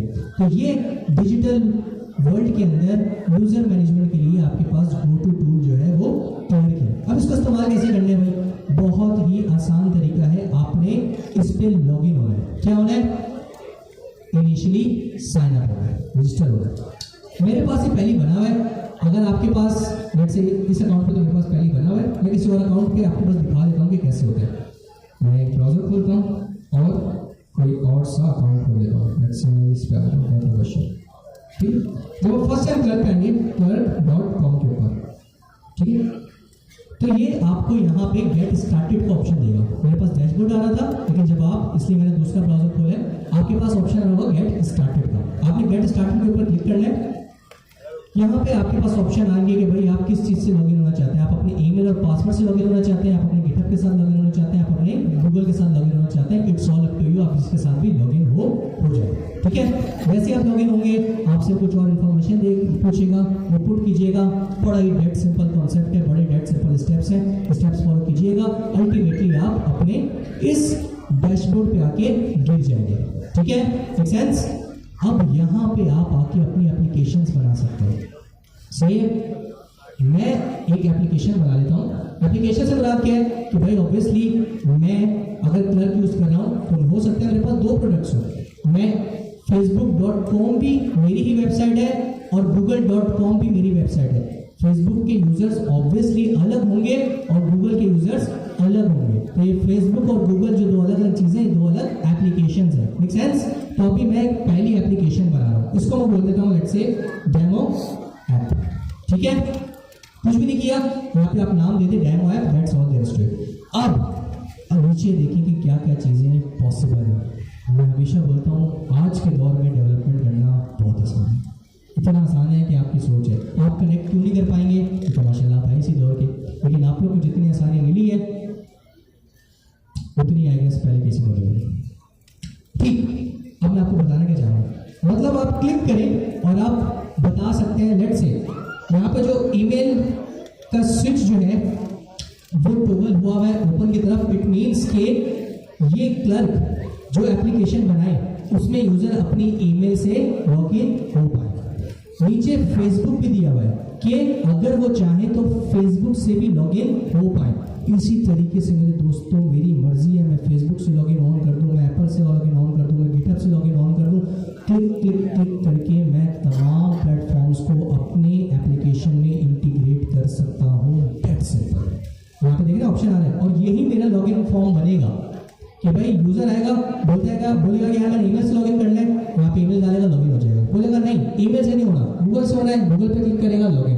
फेसबुक से होना है, फेसबुक, एप्पल, गिटहब, आसान, मेक सेंस। हम क्या करते हैं, अभी गिटहब बंद कर देते हैं, एप्पल भी बंद कर देते हैं, फेसबुक भी बंद कर देते हैं, ठीक है। गूगल रहने देते हैं, ये राइट अवे वर्क नहीं करेगा, कुछ प्रीरिक्विजिट्स होती हैं, हम उसको देखेंगे।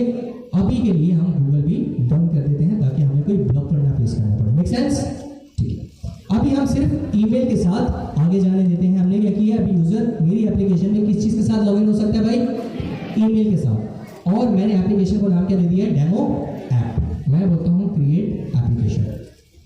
It will take some time and ultimately आप देखेंगे कि मेरे पास ये डेमो ऐप जो आप देख सकते हैं फ्री टियर के ऊपर बन गई है।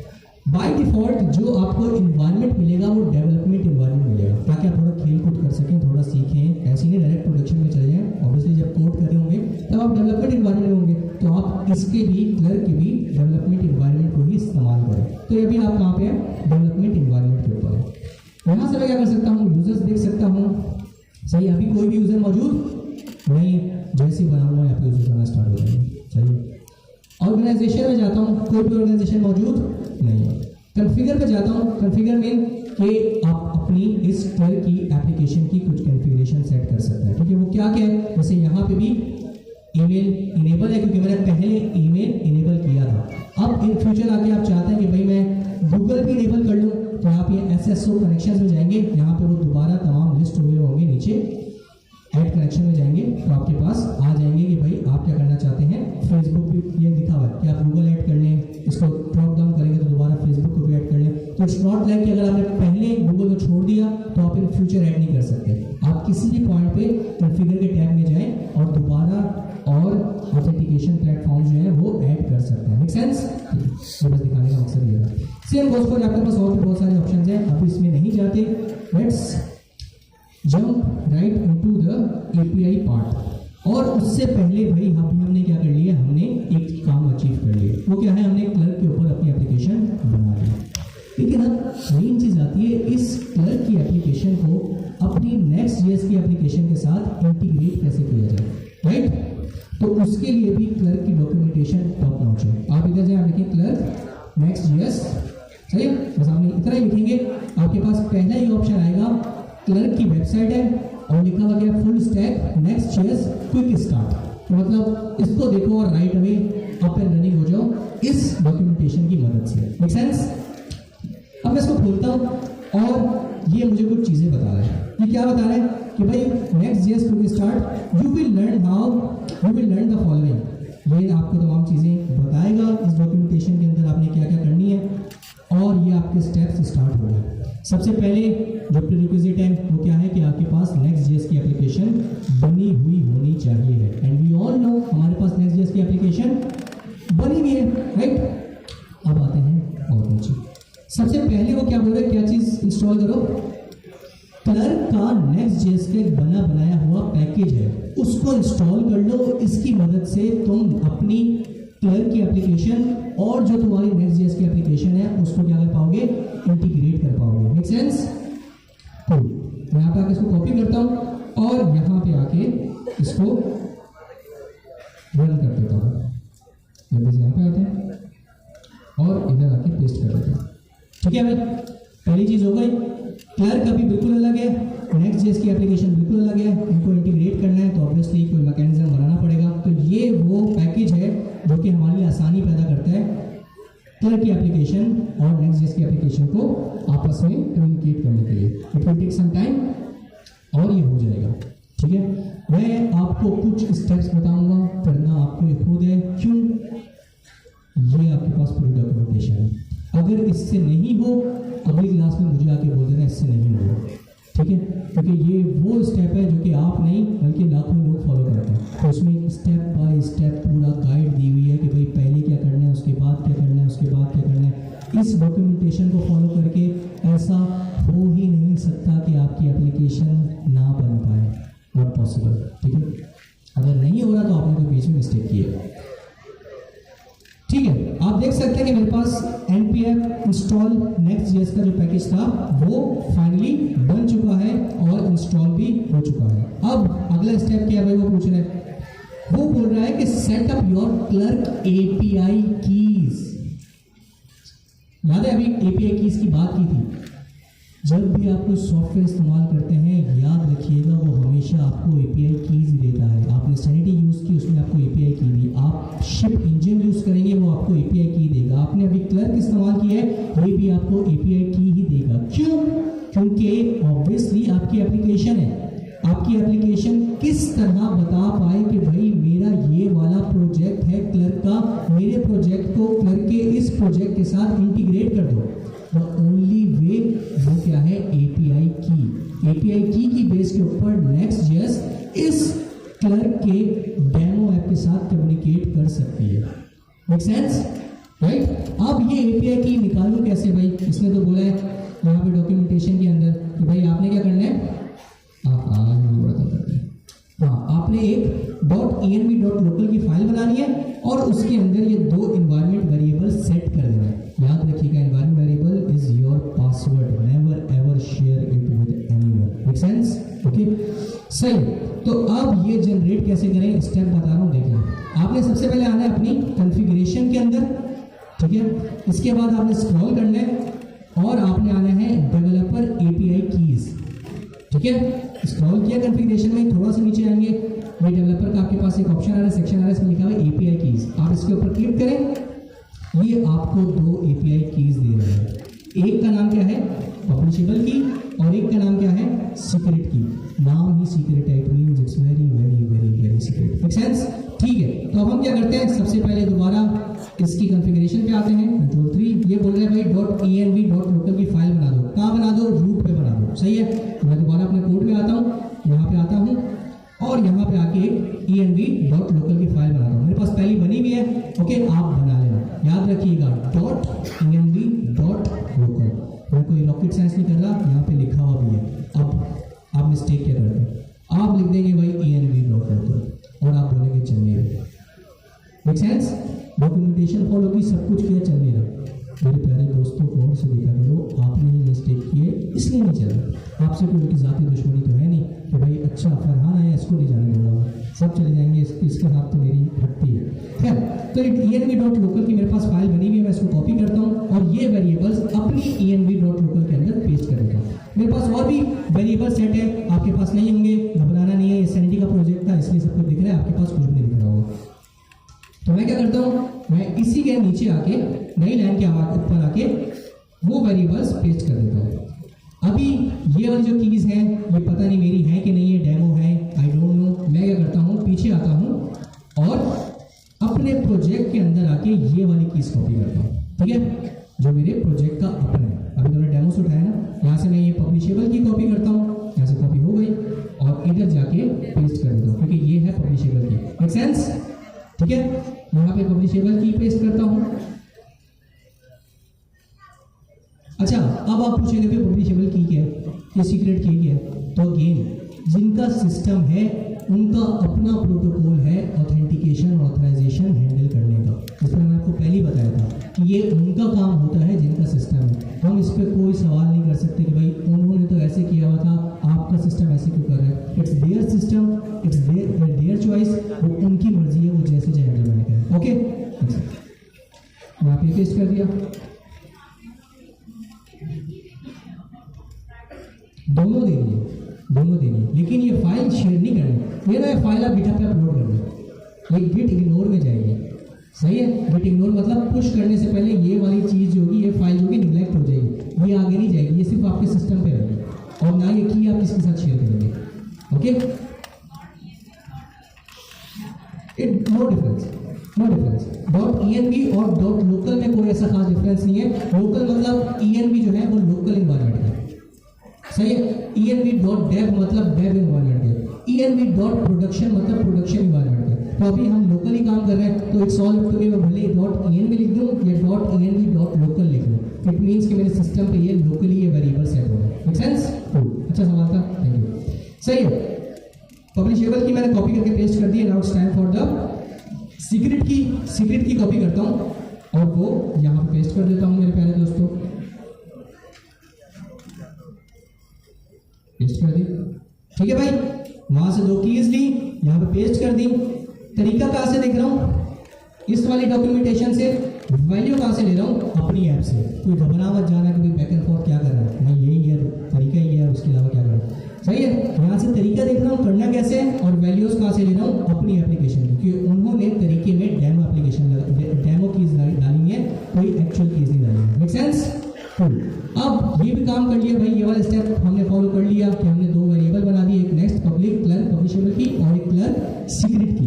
अब आगे चलते हैं इसके आगे, तो भाई आगे क्या करना है, ये 2 वेरिएबल सेट कर दिए। अब बोल रहा है कि भाई ऐड मिडलवेयर। ये मिडलवेयर वो चीज़ है जो कि सब काम करती है। मिडलवेयर नाम से जाहिर है कि ये मिडल मैन है, ये बीच में बैठा हुआ है, सही है। ये तमाम चीज़ें एक्टिवली वॉच कर रहा है और इसकी मदद से मैं ऑथेंटिकेशन या ऑथराइजेशन अचीव कर पाऊंगा। क्यों? क्योंकि मेरे कुछ बताए हुए सेट ऑफ रूल्स के ऊपर ये चल रहा होगा। अगर मैं बोलूँगा जाने दो तो ये जाने देगा, अगर मैं बोलूँगा इसको नहीं जाने देना तो ये नहीं जाने देगा। Does it make sense? तो अब आते हैं थोड़ा सा और नीचे, और मैं क्या बोल रहा है भाई, ये इसको इसको पढ़ें दोबारा। क्रिएट middleware.ts फाइल, सही है? क्या बोल रहे हैं आप middleware.ts फाइल को बनाएं। कहाँ बनाएं? If you are using source directory, ठीक है, दो तरीके होते हैं ना, या तो सोर्स होता है या फिर ऐप की डायरेक्टरी होती है। अगर सोर्स की डायरेक्टरी है तो आपकी ये फाइल कहाँ पे होनी चाहिए? सोर्स के अंदर। और अगर आप सोर्स की डायरेक्टरी नहीं बना रहे, आप कहाँ पे हैं? आप ऐप के ऊपर हैं, रूट पे आपका फोल्डर है, तो आप कहाँ बनाएंगे? Along side with .env.local। इसका मतलब ये कि रूट पे वाली फाइल बनाएंगे। पहले मैं देखता हूँ कि मेरे फोल्डर में सोर्स है। आप देख सकते हैं मेरे पास सोर्स का फोल्डर मौजूद है। इसका मतलब यह है कि मैं सोर्स के अंदर बनाऊंगा। अगर सोर्स नहीं होता, डायरेक्ट ऐप का फोल्डर होता, तो फिर मैं कहाँ बनाता? यहाँ बाहर किसका सिबलिंग बनता है? ये .env.local का। याद रखिएगा, डॉक्यूमेंटेशन में भी यही लिखा हुआ है, कोई अलग चीज़ नहीं बता रहा, लेकिन ये आप मिस्टेक कर देंगे। अगर आपको अपने कोड के अंदर सोर्स का फोल्डर दिख रहा है तो मिडिलवेयर की फाइल सोर्स के अंदर बनाइएगा। अगर सोर्स का फोल्डर नहीं दिख रहा, डायरेक्ट ऐप का फोल्डर है, तो फिर रूट पे बनाइएगा इसका env.local का सिबलिंग के तौर पर, या जितनी भी फाइल के सिबलिंग के तौर पर। Make sense? तो मैं जाता हूँ अपने सोर्स के अंदर, यहाँ एक फाइल बनाता हूँ जो उसने बताई हुई है middleware.ts। स्पेलिंग सही है मिडिलवेयर की? ठीक है, मिडिलवेयर था, मिडिलवेयर्स था, मिडिलवेयर था, ठीक है, स्पेलिंग बिल्कुल ठीक है। एक बार डबल चेक कर लेते हैं। MWDLEVEARE, इंग्लिश स्पेलिंग बड़ी गलती करता हूँ। खैर, अब उसने बता दिया कि भाई सही है, फाइल बना ली। फाइल के अंदर कंटेंट क्या आएगा तो वो भी उसने बता दिया। फाइल कंटेंट क्या आएगा भाई? ये कॉपी करो और अपने उसमें जाके पेस्ट कर दो। बस मिडलवेयर के अंदर मैंने ये वाला कंटेंट पेस्ट कर दिया। अब आगे चलते हैं कि क्या होगा।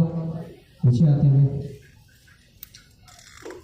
अच्छा, अब ये बोल रहा है कि भाई ऐड प्रोवाइडर। याद है मैं सबसे पहले एक पैकेज यूज किया था, एक पैकेज इंस्टॉल किया था सबसे पहले, याद है भाई? @clerk/next। वो बोल रहे हैं कि यार वो एक चीज देते हैं जिसका नाम है क्लर्क प्रोवाइडर। इसको लो और इसको कहाँ पे डाल दो? अपने लेआउट के अंदर। लेआउट याद है हायरार्की में सबसे टॉप पे होता है।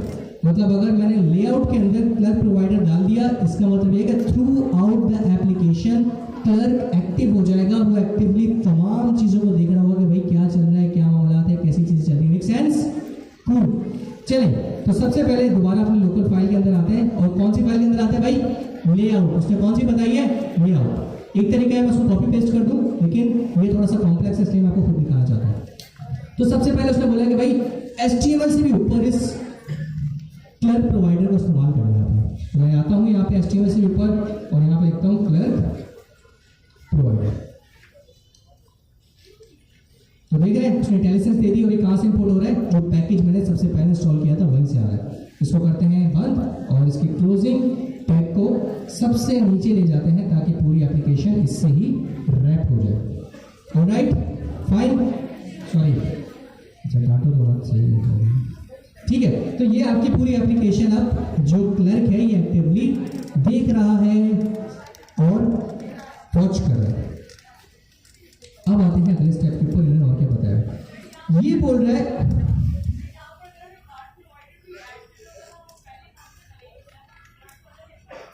नहीं, आप कार्ड नीचे देंगे क्योंकि हो सकता है कार्ड भी ऐसा ना हो जो कि ऑथराइज यूजर को एक्सेस हो।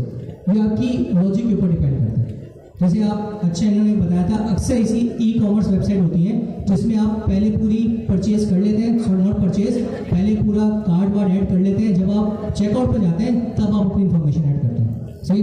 लेकिन कुछ वेबसाइट ऐसी भी होती है कि पहले आप लॉगिन होते हैं तभी आप उनके प्रोडक्ट व्यू कर पाते हैं, तभी आप कुछ परचेज कर पाते हैं। तो it's all up to your product कि आप कैसे बनना चाहते हैं, ठीक है। अगर आपको लगता है कि पब्लिक है तो पढ़ लीजिए, अगर आपको लगता है कि प्राइवेट है तो क्लर्क के नीचे लें।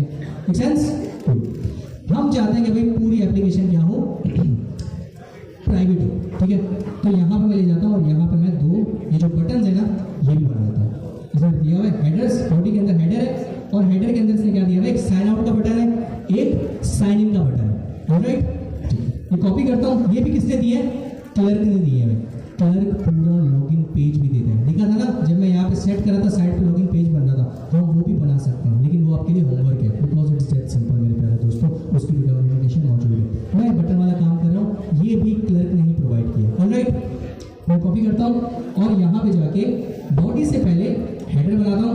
बॉडी के बाद हेडर आता है, बॉडी से पहले आता है। बॉडी से पहले है ना, हम भी जैसे हम भी हैं, पहले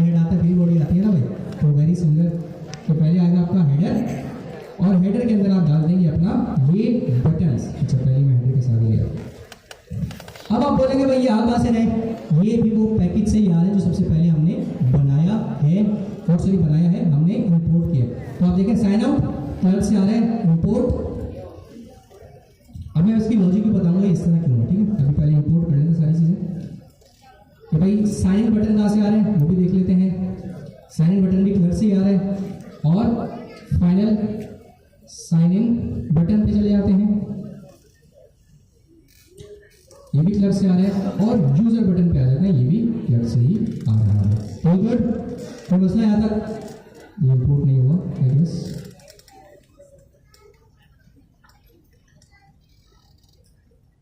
यूजर बटन की इंपोर्ट नहीं हुआ, हो गया, ओके हाँ हो गया।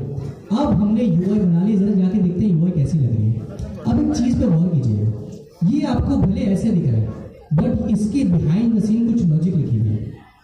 लॉजिक क्या है कि भाई जब यूजर साइन इन हो तो उसको बटन कौन सा दिखाना है, ये दोनों में से कोई एक ही शो होगा एट ए टाइम, या तो ये वाला शो होगा या फिर ये वाला शो होगा, ये आप देखेंगे। क्यों? क्योंकि जब आप, अगर नहीं होगा तो कर देंगे, जब आप लॉगिन हैं तो आपको दोबारा लॉगिन का बटन दिखना चाहिए, ऑब्वियसली मेक सेंस। और जब आप पहली साइन आउट है तो आपको साइन का बटन दिखना चाहिए, ये अपोजिट होनी चाहिए। जब आप साइन आउट है तो आपको क्या दिखना चाहिए, साइन इन या लॉगिन, और जब आप साइन इन या लॉगिन है तो आपको क्या दिखना चाहिए, साइन आउट। तो जरा अपने कोड में जाते हैं और देखते हैं कि हमारी एप्लीकेशन कैसी दिख रही है। आई गेस मैंने लोकल डेवलपमेंट सर्वर बंद कर दिया था, लेट्स सी, या it's not running, so let's npm run dev, ठीक है। इसको स्टार्ट होने का वेट करते हैं। उससे पहले अगेन भाई ये डॉक्यूमेंटेशन याद रखना, क्लर्क के अंदर एप्लीकेशन बनाना बहुत सिंपल है। आप क्लर्क पे जाके लॉगिन हो तो गूगल कर जाए, किसी से भी कर जाए, आपकी आसानी है। जब आपने देखना होगा कि नेक्स्ट जेएस के साथ क्लर्क की एप्लीकेशन कैसे बनानी है, आपने गूगल पे आके बस एक चीज़ लिखनी है, क्लर्क नेक्स्ट जेएस, बस इतना लिखेंगे। जो पहला लिंक आएगा उसी को खोलेंगे, उसके अंदर पूरी जो जर्नी है किस तरीके से आपने अचीव करनी है, ऑथेंटिकेशन या यूजर मैनेजमेंट आपने कैसे अचीव करनी है वो आपको मिल जाएगा। Make sense? और ये वाला मैं आपके सामने स्टेप बाय स्टेप पूरा फॉलो कर रहा हूँ। एप्लीकेशन आई गेस आपकी रनिंग हो गई है, जाके देखते हैं।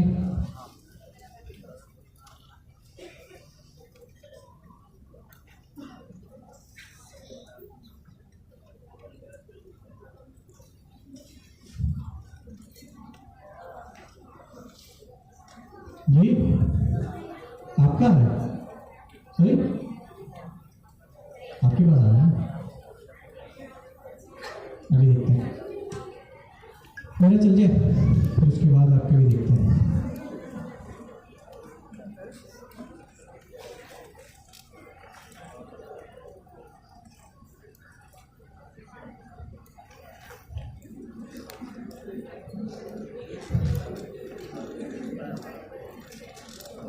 सही कंपाइल हो रहा है, अच्छा हो गया। चले भाई आप देख सकते हैं इनिशियली में क्या था मेरे प्यारे दोस्तों,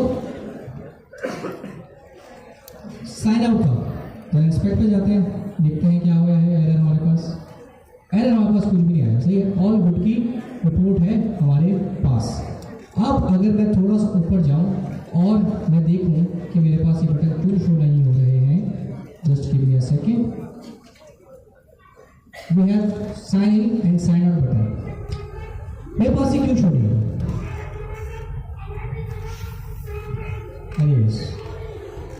ठीक है, हमारे पास ये बटन क्यों शो नहीं हो रहा है? एनीवन भाई, क्या मैंने कोई मिस्टेक की है? क्या मैंने डॉक्यूमेंटेशन फॉलो नहीं की है? ऑल गुड की रिपोर्ट है जी, सॉरी वो ही बनानी पड़ेगी। चलो देख लेते हैं। अगर मैं इसको आगे बोलूँ क्लास नेम, ये तो उसका एक्सेप्ट ही नहीं कर रहा। लेट्स से मैं आगे बोलता हूँ भाई क्लास, ये तो क्लास नेम एक्सेप्ट ही नहीं करता, तो कैसे पास करूँगा? और अगर मैं साइन आउट बटन के ऊपर आगे बोलता हूँ क्लास नेम, तो ये भी एक्सेप्ट नहीं करता। ये आपके पास बटन क्यों शो नहीं हो रहे हैं यूआई पे? अगर मैं यहाँ पे आगे राइट क्लिक करूँ, पहले देखते हैं कि भाई ये विजिबल भी है कि नहीं है, क्योंकि मुझे पता है राइट क्लिक करके मैं अपनी पूरी HTML को क्या कर सकता हूँ, चोरी कर सकता हूँ, देख सकता हूँ कि क्या वाकई ये मौजूद है या नहीं है। तो यहाँ पे आता हूँ मैं मेरे प्यारे दोस्तों। और अच्छा एक चीज़ मैं अगर आपको दिखाऊँ, सबसे पहले अगर आपने देखा होगा, मैंने जब रिफ्रेश किया था, साइन इन का बटन आपके पास आया और चला गया, एरर है आपके पास, header cannot be a child of HTML.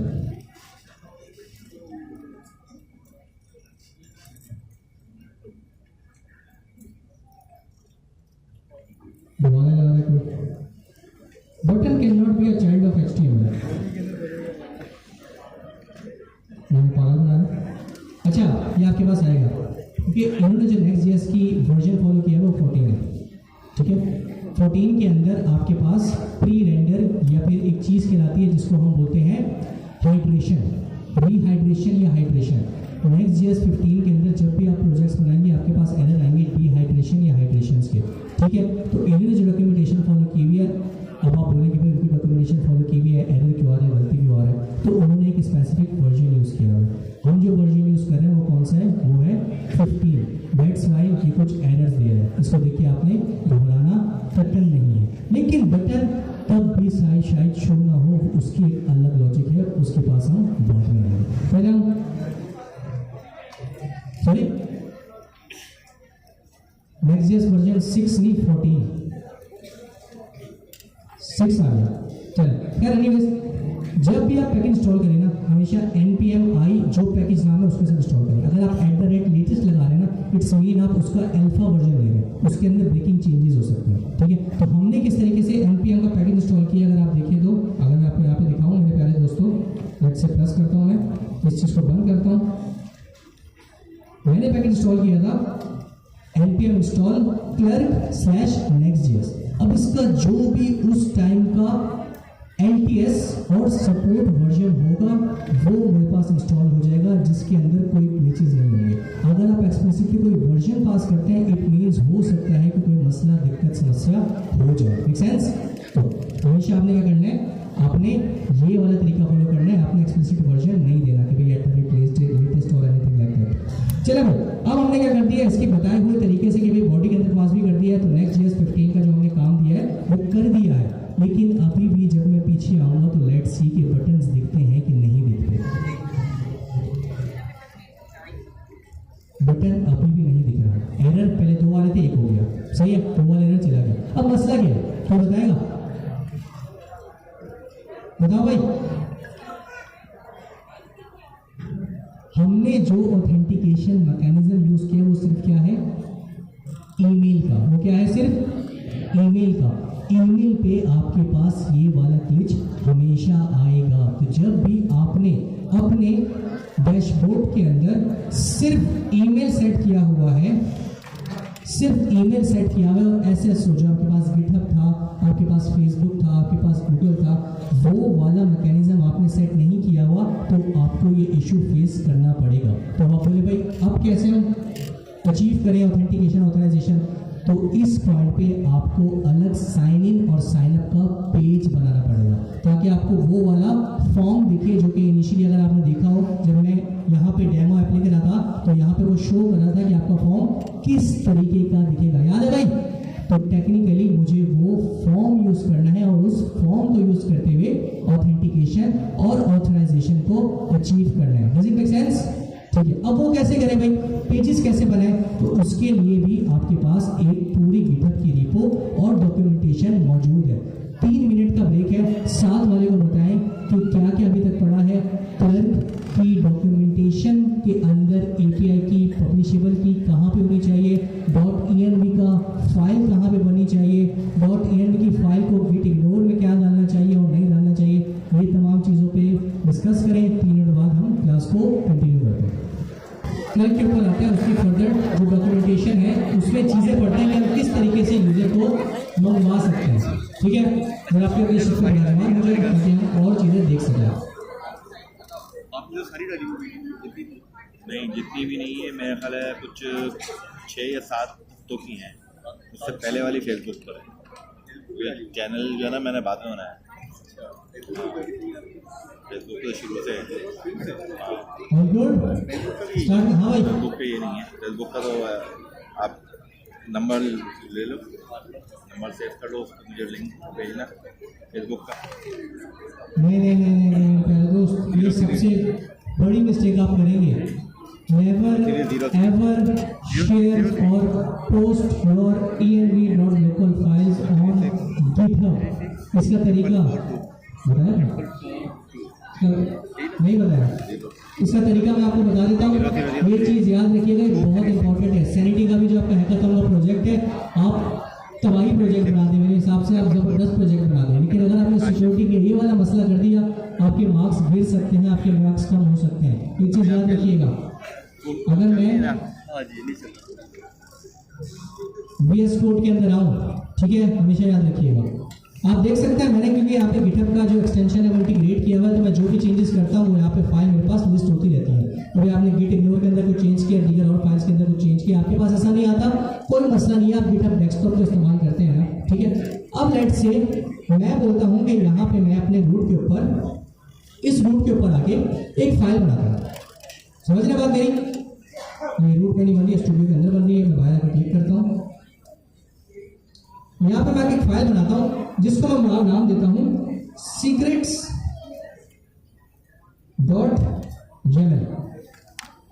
याद रखिएगा, ये बात कभी जिंदगी में नहीं भूलिएगा जो अभी ये पढ़ा है, बाकी सब पढ़ा है, लेकिन अगर ये नहीं आएगा तो आप सिक्योरिटी के बहुत बड़े बड़े मसले करेंगे। लेट्स से मैंने एक फाइल बनाई है secrets.yml। अब ये secrets.yml आपकी .env .local भी हो सकती है, .en भी हो सकती है, कोई भी फाइल हो सकती है जिसके अंदर आपके सीक्रेट्स मौजूद है। जैसी मैंने फाइल बनाई है ना, आप देख सकते हैं गिटहब ने फौरन ट्रैक कर लिया कि यार एक फाइल बनी है secrets.yml की। Make sense? अब क्या होगा जब मैं इसको ऐड करके कमिट करके पुश करूंगा तो ये secrets.yml भी कहाँ चली जाएगी? गिटहब के ऊपर चली जाएगी। अब लेट्स से मैं secret.yml के अंदर आके कुछ सीक्रेट्स बनाता हूँ। Let's say very very secret, ये मेरा बहुत इंपॉर्टेंट सीक्रेट है, ठीक है। अब अगर मैं इसको सेव करूं तो आप देख सकते हैं कि गिटहब ने इस चीज को ट्रैक कर लिया है कि यार आपकी फाइल के अंदर एक सीक्रेट ऐड हुआ है। अगेन जब मैं इसको पुश करूंगा, ऐड करूंगा और पुश करूंगा, गिटहब पे ये भी चला जाएगा। तो आपने हमेशा एक काम करना है, जब भी आपकी ऐसी कोई फाइल्स हो जो कि आपके क्रेडेंशियल्स, जो कि आपके सीक्रेट्स होल्ड करता है, आपने हमेशा अपने प्रोजेक्ट के अंदर आना है। और आपकी अगर एप्लीकेशन पहले ही गिटहब के ऊपर डिप्लॉय है तो आपके पास एक फाइल बनी होनी चाहिए। अगर नहीं बनी हुई तो आप बना लीजिएगा। उस फाइल का नाम क्या होता है? .gitignore। सही है? डॉट की फाइल्स हमेशा यूजुअली कॉन्फ़िगरेशन फाइल्स होती हैं, तो ये क्या आ गया आपके पास? .gitignore। .gitignore क्या बोलते हैं कि भाई इस फाइल के अंदर तुम जिन जिन फाइल्स का नाम मेंशन करोगे मैं उसका ट्रैक नहीं रखूंगा। इट मीन्स कि भले वो ऐड हो, भले वो डिलीट हो, भले उसके अंदर कोई कंटेंट अपडेट हो, मैं उसको नहीं खातिर में लाऊंगा। तो जब खातिर में नहीं लाएगा तो गिटहब पे पुश भी नहीं करेगा। अब आप देखिएगा, अभी तक ये secrets.yml जो है ये यहाँ पे दिख रही है, आपको दिख रही है भाई secrets.yml। लेकिन जैसे ही मैं अपनी gitignore की फाइल के अंदर आके इसका नाम मेंशन करता हूँ, इसका नाम क्या भाई? secrets.yml। बोलता हूँ secrets.yml और सेव करूंगा तो आप यहां से देखिएगा ये फाइल गायब हो जाएगी। क्यों? क्योंकि मैंने .gitignore को बता दिया कि भाई इसका ट्रैक तुमने नहीं रखना, ये मेरे प्रोजेक्ट डेव एनवायरनमेंट के लिए मुझे चाहिए है, तुम इसको इस्तेमाल कतन नहीं करना, तुम इसका ट्रैक नहीं रखना, वॉच नहीं करना और ना ही इसको आगे भेजना। Make sense? अब मैं इसको सेव करता हूं और आप देखेंगे कि ये यहां से टाटा बाय बाय। अब क्या चीजें आगे जाएंगी? बस ये जो दिख रही है। अब भले मैं इस सीक्रेट के अंदर आके 2000 चीजें और ऐड कर दूं, कुछ भी ऐड कर दूं, ये यहाँ पे नहीं रिफ्लेक्ट होंगे, ये चेंजेस यहाँ पे नहीं दिख रहे होंगे। तो ये जी सवाल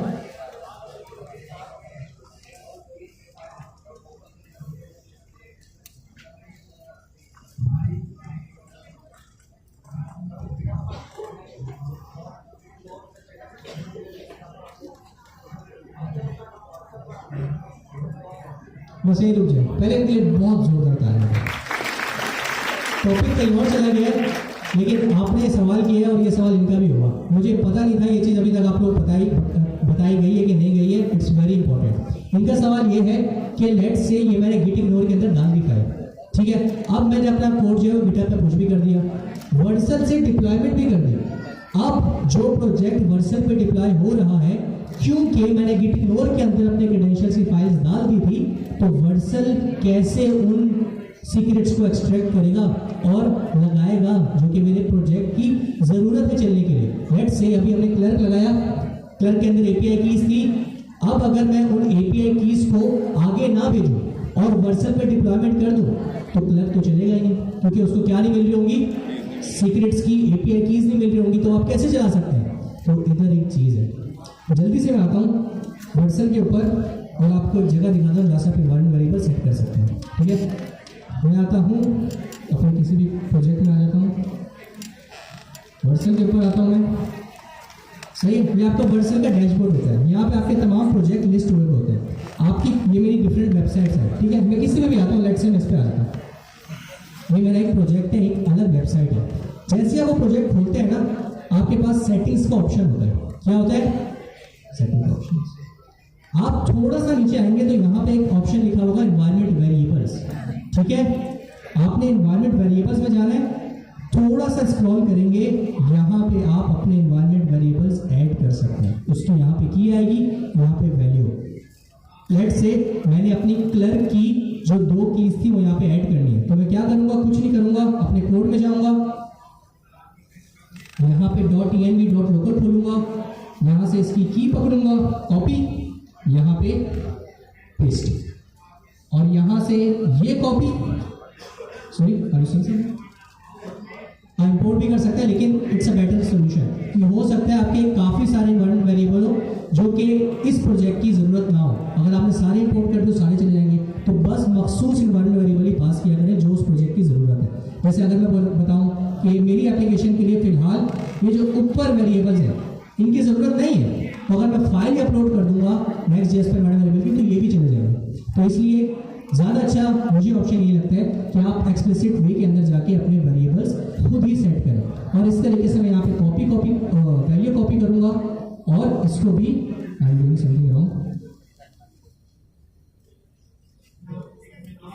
ओके, इतना बड़ा होता है ना, ट्रैक रखना मुश्किल हो जाता है। खैर, इसको ऐसे कॉपी करेंगे और यहाँ पे जाके पेस्ट कर देंगे। ऐड करना है नया, ऐड अनदर, यहाँ पे जाके दूसरा कॉपी करें, पेस्ट करें और ये कॉपी करें और पेस्ट करें। All good. अब आपके प्रोजेक्ट में ये वाले एनवायरमेंट वेरिएबल इंट्रोड्यूस हो जाएंगे।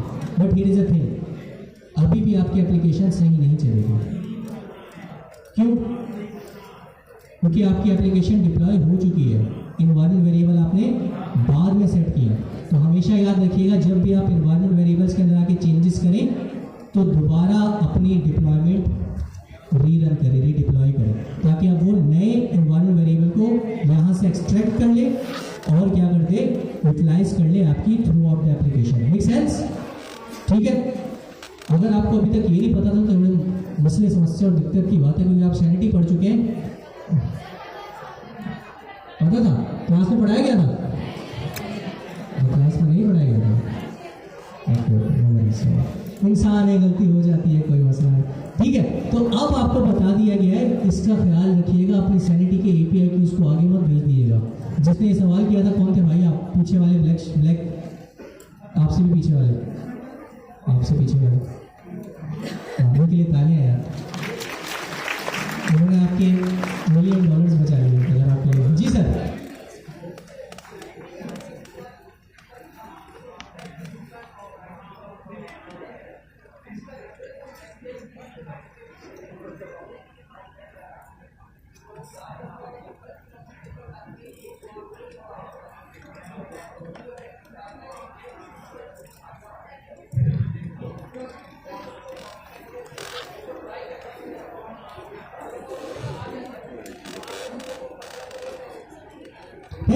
तो मैं बताता हूँ ना, आप जब कोड देते हैं ना चैट जीपीटी को भी, वैसे तो obviously chat GPT is not like someone is actively watching your prompt, is not like that, okay, but still if you have security concerns you can put a placeholder where your actual API key is.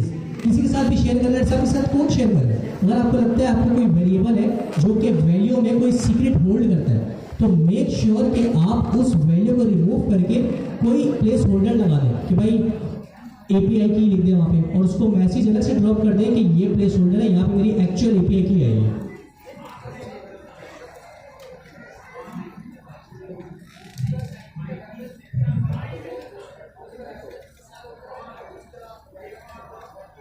जी जी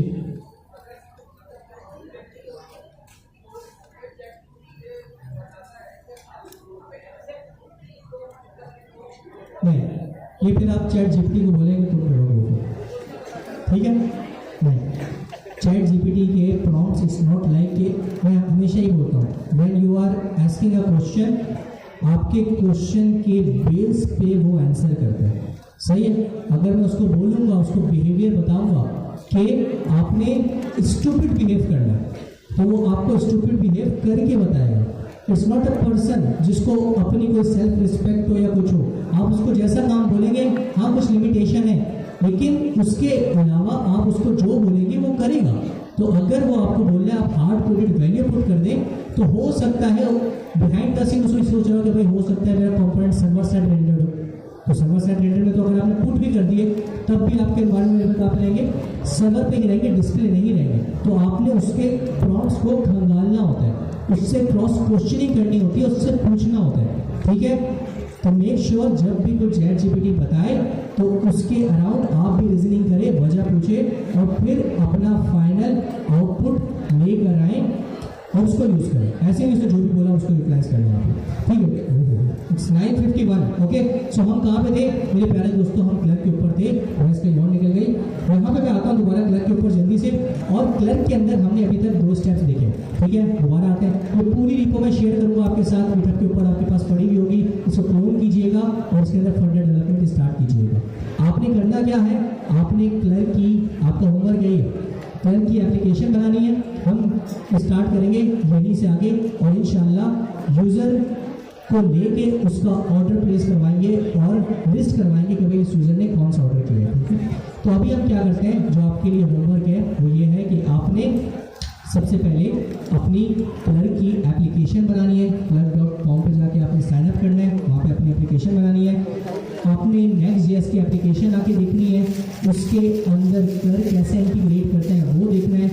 आपने घर से पढ़ के आना है कि sign in और sign up का अलग से पेज कैसे बनाना है, उसमें क्लर्क में बटन के थ्रू भी आप काम कर सकते हैं, लेकिन इट्स बेटर अप्रोच कि आपके पास सेपरेट पेज हो। यस,